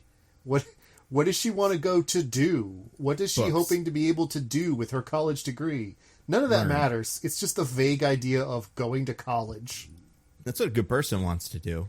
So yeah, there's no greater honor than to go to college.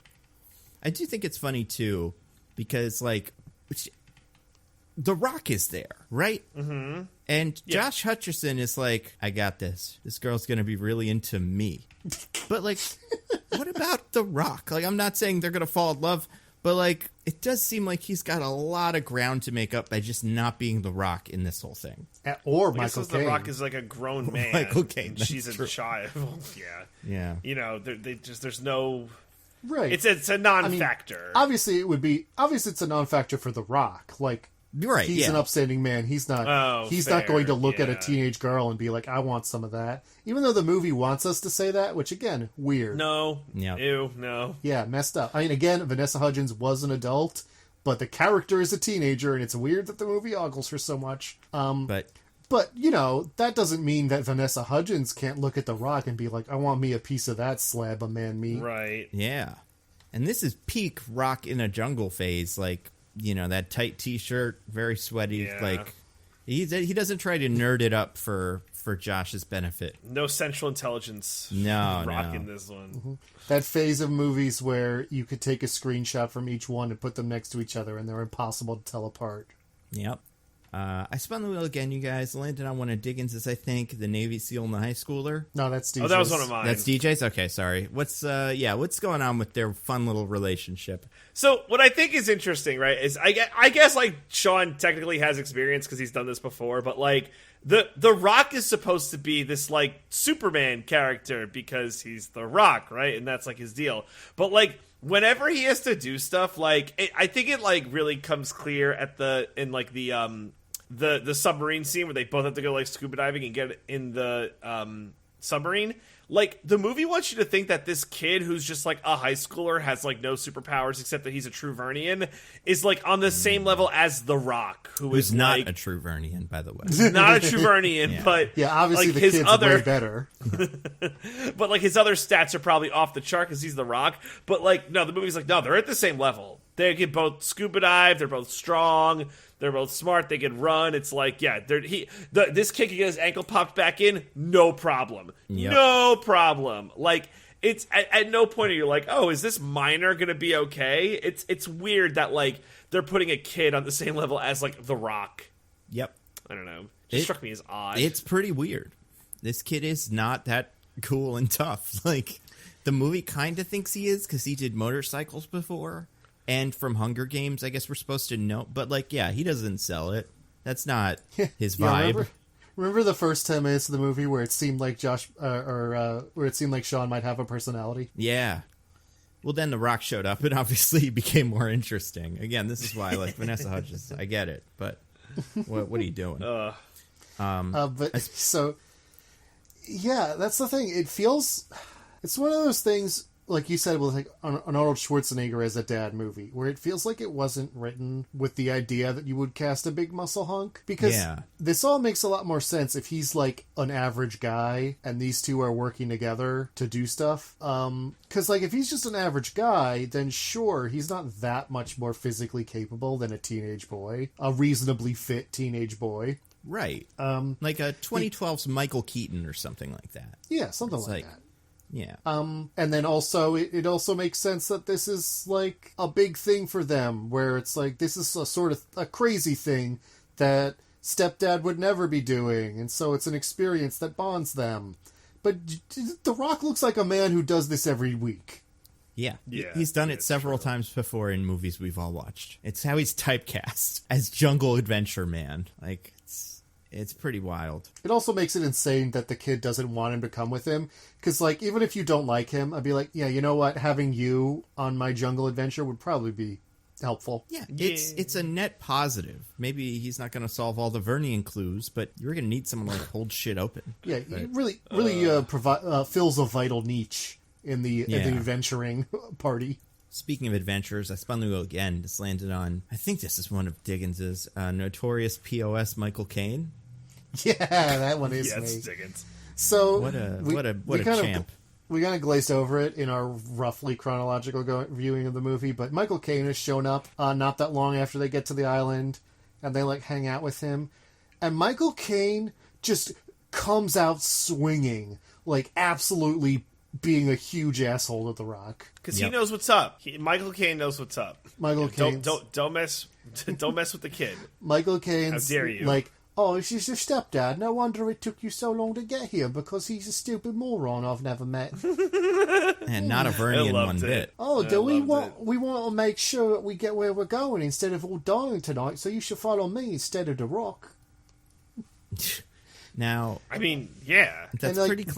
Like, that might be what he said in the movie. Like, it's really bad. His dialogue is really horrible. Mean and, like, not, like, clever. He's just basically calling The Rock a stupid piece of shit. Yeah. I mean, listen, Michael Caine has been by himself in the fucking jungle for God knows how long, That's right? True. Like, he hasn't have any people skills. Cut the man some slack. This is a but he's really situation. nice to his grandson. It's his grandson, you know. You gotta be nice to... Who is a true Vernian, by the way? Yeah. Okay, he will discriminate he's really, against non-Vernians. Sure. He's really nice to his grandson, and he's not particularly mean to Luis Guzman or Vanessa Hudgens. It's just The Rock that he's like, oh, you must be a real fucking idiot then, eh? But also, I don't know, it's the guy Rock, married to your daughter. That's probably, nope, incorrect. This is the kid's dad's dad. Oh, that's right. That makes even less that's sense. or more, because you replaced my son, so I'm mad at you. Maybe. I don't know. I feel like if I'm a grandpa, I'm like, thank you for helping take care of my son or my grandson after my son passed away. Like, why would you feel that kind of possessiveness over your daughter-in-law? That's a good point. Yeah. Especially one that you went to do island stuff instead of hang out with. Yeah, that's the thing. This movie has a thing, like, at the beginning, it's like, Alexander was never there. He's not like a trustworthy person. He seems really real cool. Piece of shit. He seems really cool to Josh, but really he's just like, he doesn't care about people. And the first half of this movie honestly backs that up. He's a huge dick to The Rock for no reason, and The Rock's a dick back, but Michael Caine starts it. Absolutely. He's wrong about when he like puts them in danger because he's wrong about when the island's gonna sink. When there's like a volcano of gold and they're like, oh, we should go check that out. And The Rock's like, that will take us multiple days, which turns out to be wrong, but whatever. The movie is nothing if not inconsistent. Well, I mean, that will take all of them multiple days, but Luis Guzman, classic, just Nathan Drake of the group, can get there in like an hour, 2 hours max. Fair. And we only have like 2 days to get out of this island. And Michael Caine's like, oh, let's go anyway. Like, motherfucker, he's saying you will literally die if you do that. What are you talking about? Yeah, but he's going to kill them all based on spite because he wants to spite The Rock. So I was like, no, fuck it. I think we could do it. If we try, it's going to be a good adventure. Yeah. I mean, I guess in fairness to the later part of the movie, Luis Guzman just goes kind of near the volcano and finds some gold. I think they wanted to go to the volcano to study it. Which, maybe you didn't have to, guys. Maybe this was a 10-minute detour at max. I don't know. But like I said, the movie's extremely inconsistent. But yeah, he's kind of a piece of shit. I have an exchange of theirs. I'm going to read it real time. They go to the clubhouse, and by this point, Michael Caine has been way more of a jerk to The Rock than The Rock has been to Michael Caine. It's clear that The Rock does not like Michael Caine because he's like, you're an absent, weird grandfather who lives on an island, got us all into this mess. But he's like not saying that out loud yet. But they go to his little clubhouse, his little tree house, and The Rock says, is this the radio you use to send the signal? And Michael Caine's like, I made it myself out of an alarm clock, some copper I mined in the hills over there, and a teaspoon.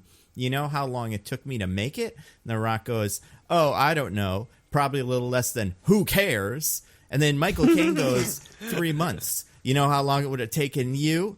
Oh, I don't know. Forever. Ha ha ha ha ha ha. Like, it's not clever. There's nothing. It's like what I would come up with in a fight or something. Like, oh, you couldn't even make it. Fuck you. Forever. Ha. Like, it's so weird. It's a movie. You could do whatever. He could say anything. He's funny. They're both funny-looking guys. Like, come on. Yeah, again, it's all about The Rock being stupid also, where it's like, I mean, he's actually not stupid in the movie. He does all the code-breaking stuff.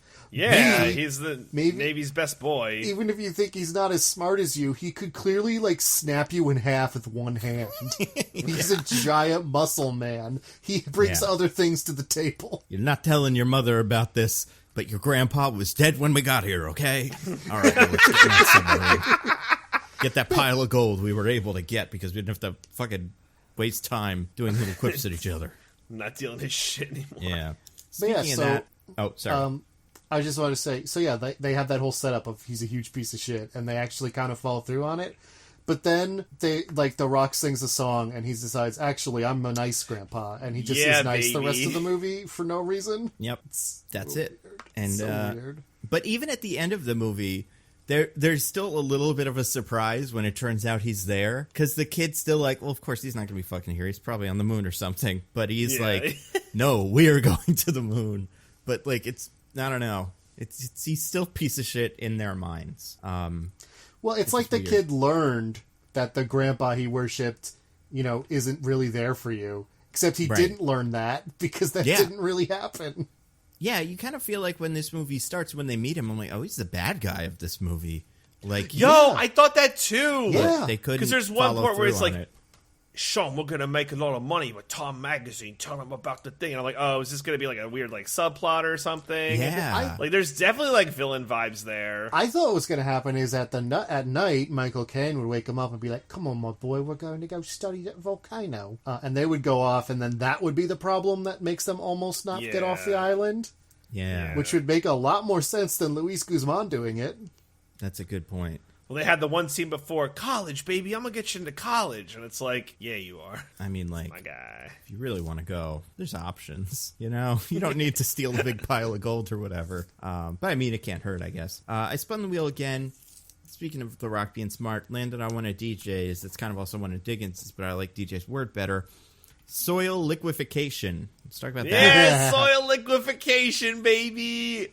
So, like, I had to Google this just to make sure that they didn't make it up for the movie because I just never about to do the same thing. Is it real? It is real. Yeah, it's like it's soil liquefaction. Oh, sorry.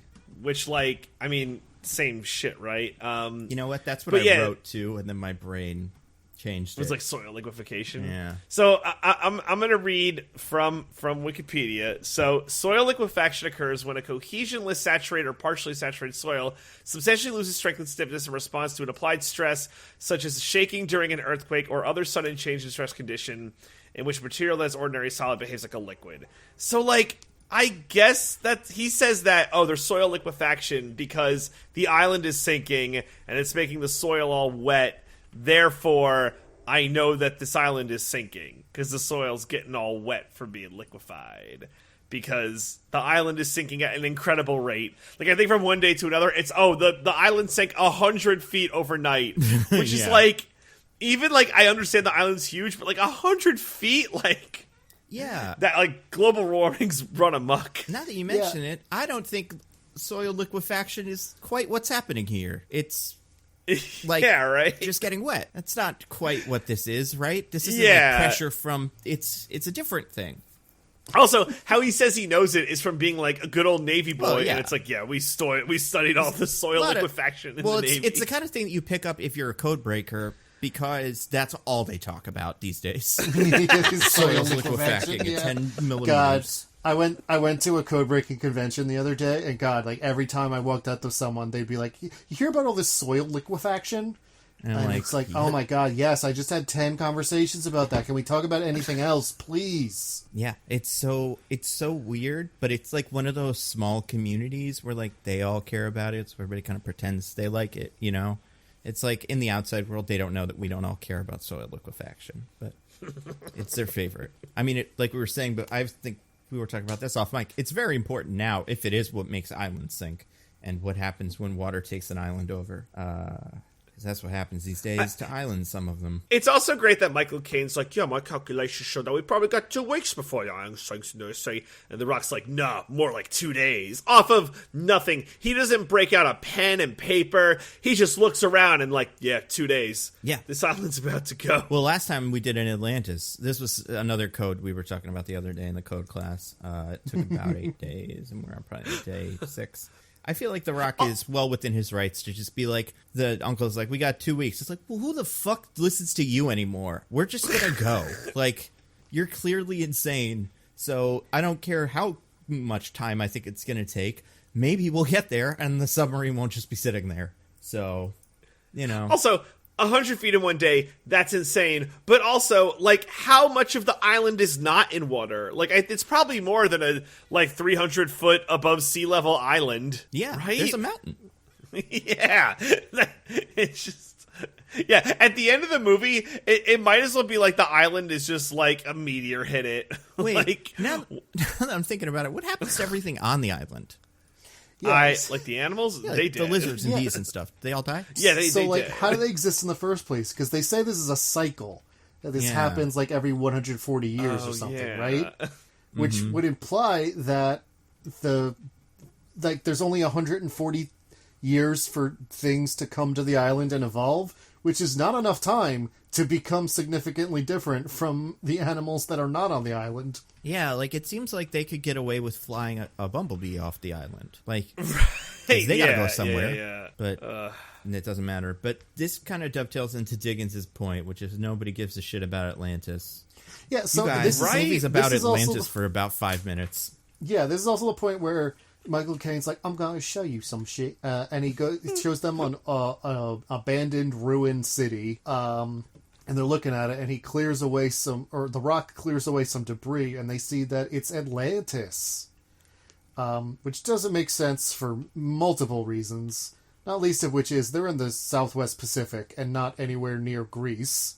Yeah. And secondly, the reason they know this is because the like floor decoration in this part of the city says the word in Latin alphabet characters Atlantis. Yep. That's not in the Greek alphabet, not in Greek at all. It's just the English word Atlantis. Yeah. Well, it also has a picture of a Poseidon next to it, so I think it's pretty clear what's going on. It's in Atlantis. Proof's in the pudding, buddy. Yeah. But what is Atlantis? Like, in the context of the movie, what, like, for people that haven't seen this, it's just a couple of ruins. Yeah, Nothing it's else. like no big fucking deal. Yeah, that's the thing. Like, nobody asks any follow-up questions. Michael Caine's like, this is Atlantis. And everyone's like, oh, cool. Cool. It just never comes up again. And especially because fucking, what's his name? Later, Luis Guzman is like, oh my god, I need to steal a big pile of gold so I can sell it. You fucking steal some Atlantis shit. We were just there. All of this is worth money. Why gold? You know, it's not a big deal, guys. It wasn't written by Jules Verne, so That's a good point. who cares? Well, if Atlantis was Vernian, it'd be all over it. That's but the it's true not test, too. If you stay in Atlantis yeah. to collect Atlantis stuff, you die because you're not a true Vernian. Yeah. But Atlantis is in 20,000 Leagues Under the Sea. That makes Oh, sense. well.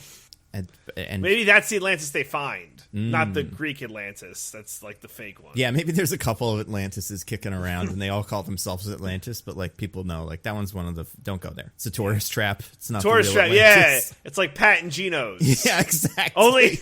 Only the fake people go to those ones. Don't go to Palau, Atlantis. It's nothing but lines and fucking people taking pictures in front of all the statues. It's bullshit. Yeah, that actually really does sound like something that one of these nerds would say. We don't really want to spend any time. The real cool part of Mysterious Island is actually Jules Verne's cave. So if you want to go down that, we could go sneak in there at the grave of Finding Nemo or whatever. We could go to that. But yeah, True Vernian doesn't bother with the fucking city True of Vernians Atlantis. True Vernians know these 5 secrets about Atlantis. Yeah, like where did they even and in the end of the movie, this family is still just living in a house. Yeah. You found Atlantis. Go Well, back. it's gone now, so, Get well. a submarine. You have one. That's true. They have a submarine now. Yeah, it's true. What are you waiting for? What are you doing in this house? Just fucking like playing Connect 4? You know where Atlantis is. Well, Luis Guzman's making all the money with his That's submarine true. tours. He's Yeah. probably taking people to Atlantis. Yeah, I mean they're fools for letting this wonderful opportunity go to waste. You guys, there's only one more thing on the wheel, which means the end of the movie. And the end of the movie doesn't matter. It's a bunch of bullshit. They all almost die, but then they don't. And there's an electric eel for some reason. This is 2012, and electric eels were electricity, and they either attacked your ancient submarine or swam into Jamie Foxx's mouth. But no, I spun the wheel again, and it landed on one of mine. Or no, sorry, one of DJ's is Rockalele. Rockalele! Let's talk about that. Oh my god. So they're like having a little powwow at like, a the campfire that's like the day before the, big mission, right? Yep. And they're, the Rock and Michael Caine just can't get along. And they pop back in fucking Sean's ankle because he sprained it doing whatever, or broke it doing whatever the fuck. And, he's like, hey, you got any medicine? The Rock's like, no, I didn't pack any. And Michael Caine goes, well, you know what's the best medicine? Music. I got a ukulele here, and, it's music's the best medicine. Why don't you sing for us? And the Rock's like, nah, I ain't gonna sing. And he's like, but just sing, right? And he's like, all right, I'll sing. To which he just, plays a little tune, sings, Oh, What a Wonderful World on the ukulele, and honestly does like a pretty good job at it. I don't know. It's got that weird, we kind of fixed it up in post sound to it. Sure. I'm not blaming The Rock, but it just sounds strange. Sure, but I found the scene to be weirdly you know what, this is not a bad scene. Oh yeah, it works as a scene. I'm feeling it, but yeah, it was just seeing The Rock play that ukulele and sing "Wonderful World." I'm like, this is something. This is some movie, guys. For an actor who's not a very good singer, he sings a lot in right movies. Like he did Moana, and also fine. Serviceable, but not as good as the girl in Moana and everybody else in that movie. Well, yeah. He sings in this. He sings in that movie. What's it called? It's the Get Shorty sequel. Be Cool. I think it's what it's called. Sings in that. He just likes to sing.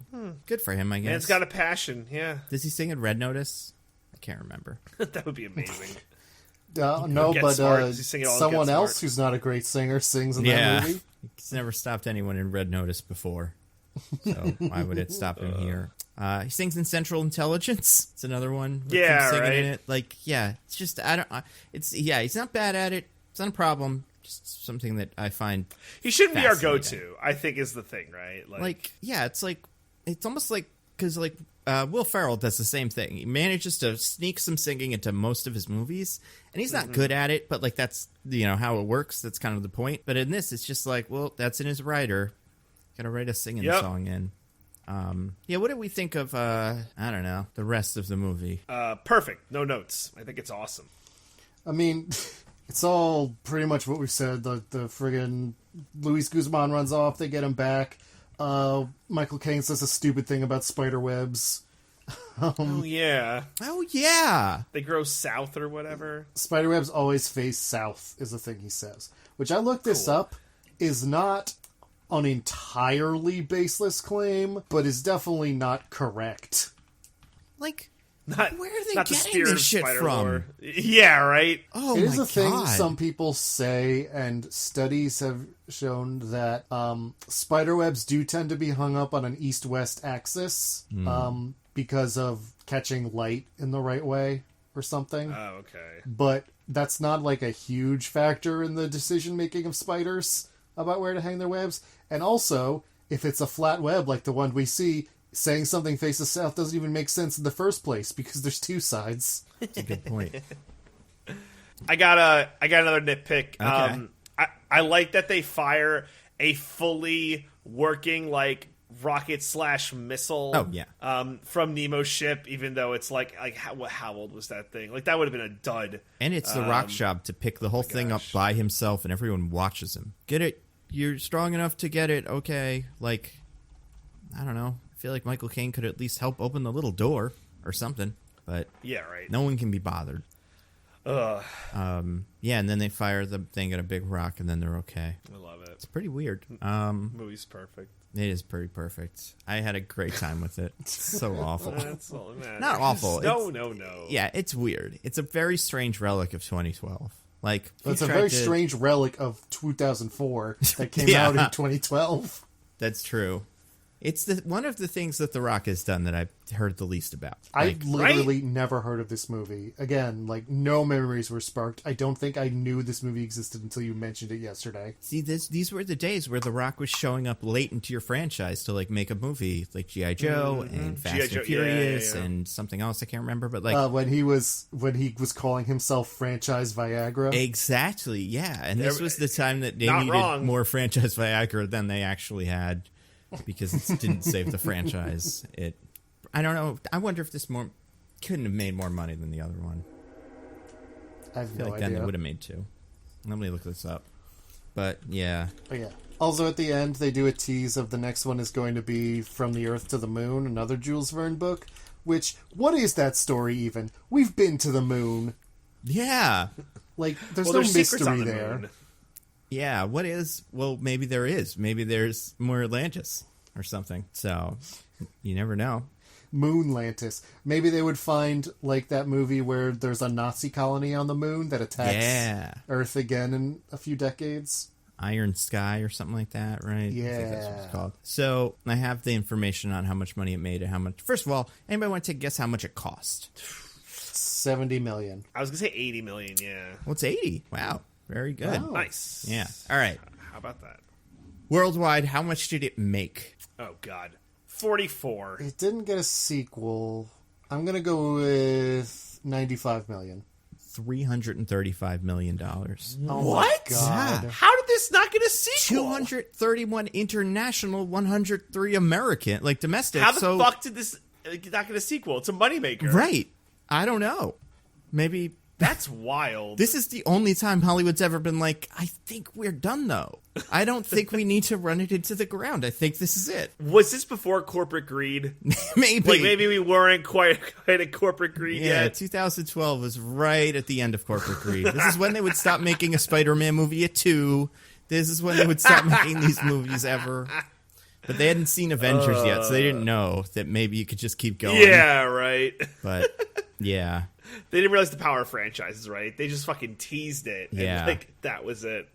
Oh, my God. Damn it. It was fucking funny. Yeah, wild. It was in theaters for, like, 46 weeks. It's such a, like, this is probably... Let me, real quick, I want to see 2012 box office, see what this made more than. Because, like... This has to be in the top It's probably 20. like a hefty list. Yeah. And, like, again, this is the year of Avengers. This is The Dark Knight Rises. Like, there were some, Hunger Games, stuff like that. But, yeah, like, it's number 26 domestic. More than that Rise of the Guardians movie. More than, God, The Expendables 2. Oh, we got a third one of those. More than Les Mis, but that came out the end of the year. Maybe that's not right. But like, yeah, made more money than Looper. So insane. Made more money than the first Pitch Perfect movie. We got another one of those. Two more of those. Wow. They're still coming. DJ's favorite movie, Pitch Perfect. Love it. I'm a fan of Anna Kendrick in this universe, right? Is that the canon? Yeah. I mean, she's cool. Mm-hmm. Seems fun. I forgot if the podcast canon was something different. I mean, no, we liked her in that Kendrick's vampire one. Yeah. That was pretty good. You want to hear a crazy fact? Wait, this can't be true. Oh, wait. Okay, sorry. The worldwide box office is a little different for some of these. It goes up in the worldwide box office. But Hobbit is number 4 that year. That's crazy. That was before we knew. Yeah, I was going to say, I feel like there was hope still. Yeah. Because we're like, oh, Lord of the Rings, it's back. Oh, Ted exciting. made $500 million. What? Anyway. Ted? Jesus. Ted. We got a second one of those. Yep. Man, they didn't know. They Those really didn't. Fools. They could have made more of these. They probably will. I would be surprised. I just don't think they can do... I think they'll do, like, Journey Around the World in 80 Days, even though they already made that. Because there's no brand with the moon thing. Yeah. But I'd love to see it. Him, like, Rock, Michael Caine, Brendan Fraser... What if it's the moon, but it's a megastructure? Oh my God! What if we already watched it? Yeah, has The Rock ever gone to the moon in a thing? Can we just assume that's what that was? I don't think this that he does in any of the Fast movies yet. Yeah, we're on our way. Don't worry. Yeah, he's got to. Maybe that's where Black Adam will go. Never know. Yeah. But yeah, so really terrific, bizarre. Happy Rocktober, everyone. Do you guys want to get to our classic segment? Let's get to our classic segment. All right, let's do the one where we recommend some things to some fine people. DJ, do you want to start? Yeah, so I'm curious, Nando, if you have seen this rec yet, because you had mentioned it a while ago, but have either of you watched The Mole on Netflix? Of course. I've watched the whole Mole always. Like, unless there's new... Is there a brand new season? There's new Mole. There's new Mole. No way. Yeah. You didn't know there's new Mole? No, I just assumed they bought the old Mole and they were like, let's make the Mole. No. So that's also, but there's also new Mole. Fascinating. Is it good? Yes. Okay, so I think so, but not for like the same reasons the original Mole was, if that makes sense. Like, it's a sequel in that there's like a team of people and someone's like the Mole and is like trying to sabotage, but like that's not the obvious part of like why I think it's interesting. Like, it's interesting because like they put these people in these weird like prisoner dilemmas. It's like, do you make a decision for yourself or the group? Right. And they always make the wrong decision. Like, it's funny. That's funny. How like bad some of these people are at like making the right decision. And like I will say the show feels a bit overly produced at, some points, but a reality show feels overproduced? No, but like more so than like really thumb on the scale. Like, because sometimes you can like really notice it. Because sometimes they get to be a little freer. Like, what's like a good example? I feel like some seasons of The Circle have been a bit more free, and those are usually the better ones. Or even like Love is Blind feels like it gets to stretch a little bit. But like, even if this show was entirely fiction, like I would still love it because it's like, wow, sometimes you can't write like how bad people will like make some decisions. So I think it's like entertaining and funny in that aspect. Otherwise it's kind of like, challenges from The Amazing Race, but with little like tricks in there and stuff like that. I like it. I'd be curious if you liked it, Nando. So I never like watched the original Mole at the time, but Michelle did, and she loved the original Mole. Well, I think like I was like, Nando mentioned the show The Mole, and she's like, oh, I loved it. And she's like, it doesn't feel like the original, but it's still good. Oh, yeah. So I guess it's like, I wouldn't say, oh, if you love the original, you'll love this. I think like results may vary, but I still think it's fun. It hits its stride around like episode 3, and like you can figure out who like the dummies are. Also, I like feel so confident I know who the mole is. Wait, is it not over? No, it's like still ongoing. I think Netflix is doing the batches thing, and there are 4 or 5 out so far. And then I think they're going to do another 2 batches of 3 episodes, and it's a Friday release. So, yeah, it's like you could still catch up. But yeah, like I think I know who the mole is. Because I think the show wants you to think, oh, it's this person. But I'm like, no, you're hiding from me, show. And like, I know. Well, I'll say it. I think it's this guy named Jacob. Because he's like, he's not the most suspicious, and he's not the least suspicious. He's like right there in the middle. I'm like, I think it's you. And I think the show's doing a good misdirect. But yeah, I think it's Jacob. So I'll throw that there. I'll throw that out there now in case it is revealed that Jacob is in fact the mole. But yeah, I'm very much enjoying it, and I would encourage people, if you like reality TV or like the original Mole, or just to give the premise, because I guess I haven't stated that, is there's like a team of people, and there's like challenges to get money to add to this big pot, and it's not made super clear yet, but the mole is just supposed to sabotage it, but like it's not clear, like, if the mole gets the money, they lose, or, like, what the mole's eventual end game is. Because, like, that part hasn't been made clear yet, like, how the mole is sabotaging them. Because it seems like a lot of them are just good at sabotaging themselves because they're selfish. But, yeah, it's... what if... It's right now, it just feels like The Amazing Race. What if the reveal at the end is they were all told that they're the mole? That would be honestly, good. I would love that. I would freaking love that. Especially, if they're even just 2 of them that are, like... Yeah, there's multiple moles. Yeah, and they get to the end, and they just that would be so great. But I'm absolutely loving this show. So hard recommend. I'm curious if you watch it, Nando. Let me know what you think. I might. That sounds pretty cool. Yeah. Diggins, what about you? You got anything? Oh wait, do you have anything else? DJ? That's it. Nope, that's all I got. All right, Diggins, what about you? You have anything to recommend to the fine people? I do. First, a real quick underlining of my Rec of Andor, which continues to be incredible. Damn right. Nice. You mean my Rec of Andor, to be clear. But I think it was mine. The true fans, the true Vernians can tell us. True Vernians know. By the way, true Dorians know. We don't have like a good word for what fans of mostly nitpicking are. Can it be Vernians? We just have that? Yes. Like, no one wants it, right? Let's take that one. Yeah, well, the true Vernians know that DJ, like I said last week, never wrecked Andor. That didn't happen. Just like I never said Metropolis. I don't know. Let me stitch these 2 papers together. Hold on a second. This is right. It was Robert Louis Stevenson wrecked Andor. Makes sense. Mm-hmm. Yeah, so Andor's really great. My new rec for this week is I saw a little film called Barbarian. Oh, was that any good? Yeah, it's a... if you haven't heard about it, it's a horror movie that came out a couple weeks ago, I think, or not that long ago, at least. The basic premise is a woman is going to stay at an Airbnb. It turns out it's double booked. There's a guy already there. They decide that they'll both stay there that night. He'll sleep on the couch and she'll sleep in the bed. Okay. What a nice guy. Indeed. Or is he? Or is he? Then weird things start happening, and... Well, right, it's an Airbnb. Yeah, it's an Airbnb. So, like, weird things start happening. And creaks, there might blood be, down the wall stuff. Yeah. There might be some weird things in the house. And that is all I'm going to say, because I feel like not knowing where this movie goes is a big part of watching it. Not to the point where it's like M. Night Shyamalan, it's only worth watching for a twist. But I think if you watch it unfold not knowing what's going to happen, I think it enhances the experience. Well, yeah, so it's...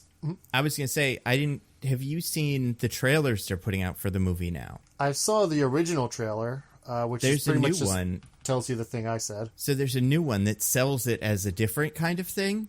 And then you realize, oh wait, this is that Barbarian movie. An insane twist of a trailer. Don't watch that if you want to watch this blind, because I'll watch that trailer because I've seen the movie. It's a super tense, well executed horror movie that I think does the things it's going for really well, and just makes you scared when you should be scared in the movie. So that's totally worth watching if you like horror movies. I think it's even going to be on HBO Max in a week or two. Yes, they announced. I think so if you don't want to go to a theater, just wait a week or two and you'll be able to watch it at home. Sick. What about you, Nando? Anything to recommend to the fine people? Yeah, I got a couple things real quick, so I'm going to run through. I have the word whole. I know what it is. Okay, so I watched a video the other day on the internet. It's really setting us up for some success. But no, it's by the Internet Historian. Have either of you guys heard of this video? What is it? I don't know. Like, it's going around, so I figure maybe if you knew Internet Historian, yeah. But let me Google what I don't remember exactly what it's called. I think it's called Man in a Cave, and it's a story of a guy who got stuck in a cave, and it's a real story, and it's fascinating, and I would definitely recommend giving it a look because it's pretty cool. It's like artistically, it's kind of interesting the way that they frame it. And when I started watching it, I was like, oh my God, is this like some sort of horror story? But it's not. And that's just kind of how the art style, it could go that direction, but it doesn't. It's more of just a really weird story about a guy who got stuck in a cave. Yeah, it's called Man in Cave, and yeah, by Internet Historian, fascinating. Next thing, this is a co-signing of one of Diggins' recs from before. This weekend I watched Bodies, Bodies, Bodies. I thought it was pretty good. Yeah. I had a really good time with it. I think everybody in it was very funny. As a fellow podcaster, I could understand some of their animosities and things like that towards each other. Thought that was great. And yeah, I thought it was good. That was really fun. And yeah, obviously Lee Pace, super good, super weird. And I think as a, whatever we're calling it, like just a slashery horror movie goes, I think the whole thing that's going on is pretty interesting. So I found that fun. The other thing I want to recommend for book club this month, we did a comic that I don't think I've recommended yet called Justice. It is by, I think it's Jack Kruger. Is that right? I don't know. Something Kruger and Alex Ross. That's kind of what it's known for. Jim Kruger. Alex Ross, who is the guy that makes all the Marvel and DC stuff that looks like paintings. And it's a whole book about, like, it's kind of like the story of Tower of Babel story, where the Legion of Doom puts together this, like, plan to destroy the Justice League and, like, executes it. But it's way more of, like, a kind of serious, but not grim, but, like, playing everything super straight kind of episode of the Super Friends. All the characters are the characters you would expect in a Super Friends Legion of Doom scenario.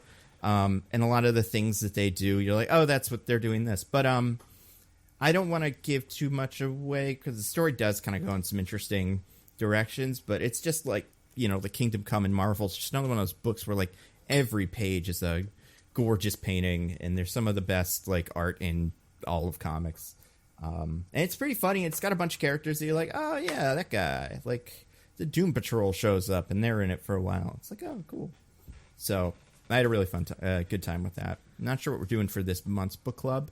We're thinking about maybe one of the books that I'd suggested is a Namor series where it's like a horror series set in a submarine where Namor might be trying to kill everybody. So I'm looking forward to that. I'm going to read that either way. Where Namor's trying to fuck all of their wives. Yeah, he's already fucked all their wives, so he wants to go down to the ocean to tell them, give them the bad news. But the only other thing I want to recommend is the thing that I said we would talk about, and we don't really need to talk about it that much, but is the Werewolf by Night movie that came out Friday of last week? Something like that. Yes. Yeah. Directed by Michael Giacchino, who, as we all know, did the score for Speed Racer and some other stuff. And it's about the character Jack Russell, not said in the thing. Thank God. And you mean boo, cool. Boo that they don't say it. No, because you know what it would have been. It would have been him and Elsa. By the way, what's your name? Jack Russell. Of course it is. Or something like that, you know? Like, so I'm glad they didn't bother. But, yeah. So they also don't cool. use another name that I would have loved if somebody had said out loud with their human mouth. Which name? The name of Ted. Oh, do they not? Oh, yeah, I guess they don't. They call never him say that. it. They never say it. That's true. Which is kind of a shame. That I think we could have gotten, because how familiar are you with that character and, like, his deal? Like vaguely. I always get him mixed up with the other one, to be honest. Yeah, so, like, spoiler, very, very minor spoilers, especially hard to miss if you've been on the internet. They're trying to hunt the Man-Thing, and almost all of his comics on the cover, not all of them, but a lot of the older ones on the cover have, what is the phrase? giant-sized man thing? No. It's like whoever has fear in their heart burns at the touch of the man thing. So that did sound like something that, fake Olivia Colman or whatever would have screamed at some point. Because that just real reads perfect for all the things that they were just, throwing out. But yeah, I thought that was pretty cool. They should make more stuff like that. I don't know, what'd you guys think? I thought it was fun. I like the aesthetic. I enjoyed it. I think it's pretty cool. Andor has given me a lot of thoughts on genre pieces in franchises that don't commit very hard versus ones that do. And I feel like this one commits harder than most of the Marvel genre pieces, but still is like kind of only halfway there. It still kind of is just a Marvel thing that also has some Hammer horror and Universal Pictures horror aesthetics on it. But overall, I had a lot of fun with it, and I do think it is cool. It's worth watching. It's only an hour. Yeah. And it's one thing, right? Like, they didn't make the Werewolf by Night limited series. It's just like a thing. Yeah. I think it's nice that it exists like that. I'm hoping they'll get comfortable doing that in the future for, same. I don't know, I would definitely like get another shot at that. Right. I would definitely like it if things went more in this direction. So it's definitely a step in a place that I think is more interesting, personally. Yeah. Well, you know what that means, Diggins? What we're going to get is 4 or 5 more Jack Russell adventures where he meets Iron Man and stuff, and it's kind of like this, but not quite as much. And that will be the lesson they learn. But yeah, you're right. But Never hey, get your man, hopes up. at least we got one good one. That's how it looks. Woo. Yeah, it's fun. I have no affinity for what's his name for Werewolf by Night, but also Bloodstone's a fun character. She's been in some good books. How could you not have an affinity for the thing that brought us Morbius? That's true, Yeah. and the Moon Knight himself. So he is like the Arsenio Hall of the comic world, where like he introduced all the things you like, and then everybody forgot about him. But I mostly know him. See, he does play a part in the X Factor comic I really like, but in a really bad part of it. So I'm like, ugh, I don't need him. I don't need any dog characters for a while. But yeah, so that was the thing. There's really not much to nitpick about it, besides just the idea that it was cool and Blade couldn't go because he would have had to be murdered at it. But yeah, because he would have had to be a bad guy. Yeah. I wouldn't have been surprised if he did show up at the very end in shadow and be like, "Hello, Mr. Guy, Mr. Russell. Hello, Mr. Are you ready, Mr. Hello, Russell? man thing and Mr. Russell. Have you met my friend Jon Snow just off screen with where I am also?" Yeah, my movie will come out sometime in the next 5 years. We're not sure. Our director just quit, so who's to say? But yeah, and I mean, like, I think Blade could get a whole movie. Blade's one of those characters I think there's plenty to do with him. But if it's not working, guys, just do a short thing with Blade. It's fine. Everything doesn't need to be a movie. Everything definitely doesn't need to be a show. But there's been more Blade in She-Hulk than like Blade. Like, we need more Blade. That's true. We've got more of those types in She-Hulk and even in Loki than we've had in anything like that so far. And yeah, She-Hulk finales tonight. We'll see if they are able to make one good one where all the episodes are good and the end is good too. Yeah. Or if it's the other thing. So we shall see. Next week, what are we doing? Another Rock movie? That's a great question. I assume you'll pull up another anglerfish from deep. Yeah, I was going to say, right. That we'll I had an idea, doing. but I can't remember what it was. So, I mean, people can give us requests from last week that maybe we'll decide to do this time. Yeah, it's fair. There are plenty of them. The director that made this made San Andreas. We never done that. Oh. And Rampage. Wait, what? Is this guy like The Rock's guy? Maybe. Cool. He also made the Cats and Dogs: The Revenge of Kitty Galore. Oh, man. We just mentioned that last week.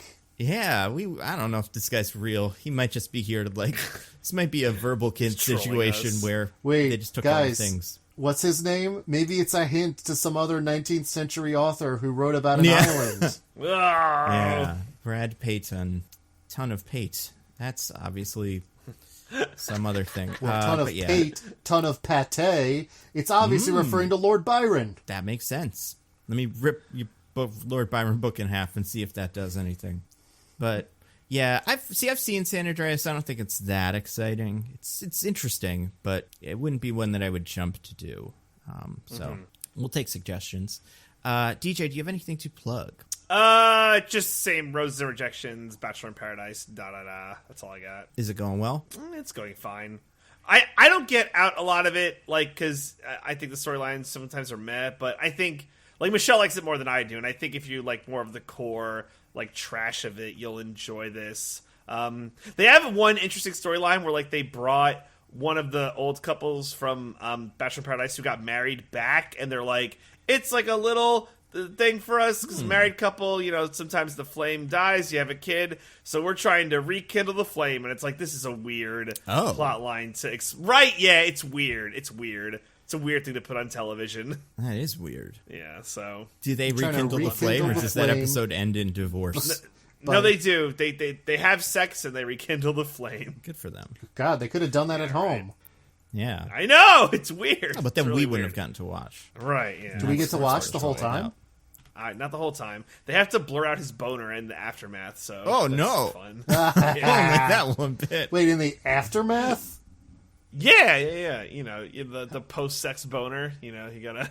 I mean, my God. Usually that means you didn't do it right.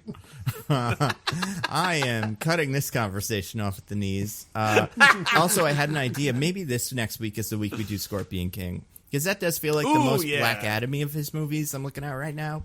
And if we want to get like ready for that. That feels like Rock Origins, you know? That's when he became like a big movie guy. Yeah, it's Mummy Returns, something called Long Shot, and then Scorpion King is his first like acting role. So, and I've seen that, and I think I could watch it again and probably get something out of it. It's probably kind of interesting. I've never seen it, so it's that or Race to Witch Mountain for me, because I've also never seen that, and I have no idea what it is. Yeah. And like that one I have heard of, but I've definitely never seen it, and it feels of a piece with this movie. Right? So like maybe it is the right way to go. Maybe this we'll do a poll for. This we just do these two movies and then see what people say. Polls. And who knows, we might even listen to it. Yeah. Diggins, do you have anything to plug? Just my usual stuff. I have a newsletter, a little perspective.substack.com, and I stream sometimes at twitch.tv/thisisanodname. Nando, do you have anything to plug?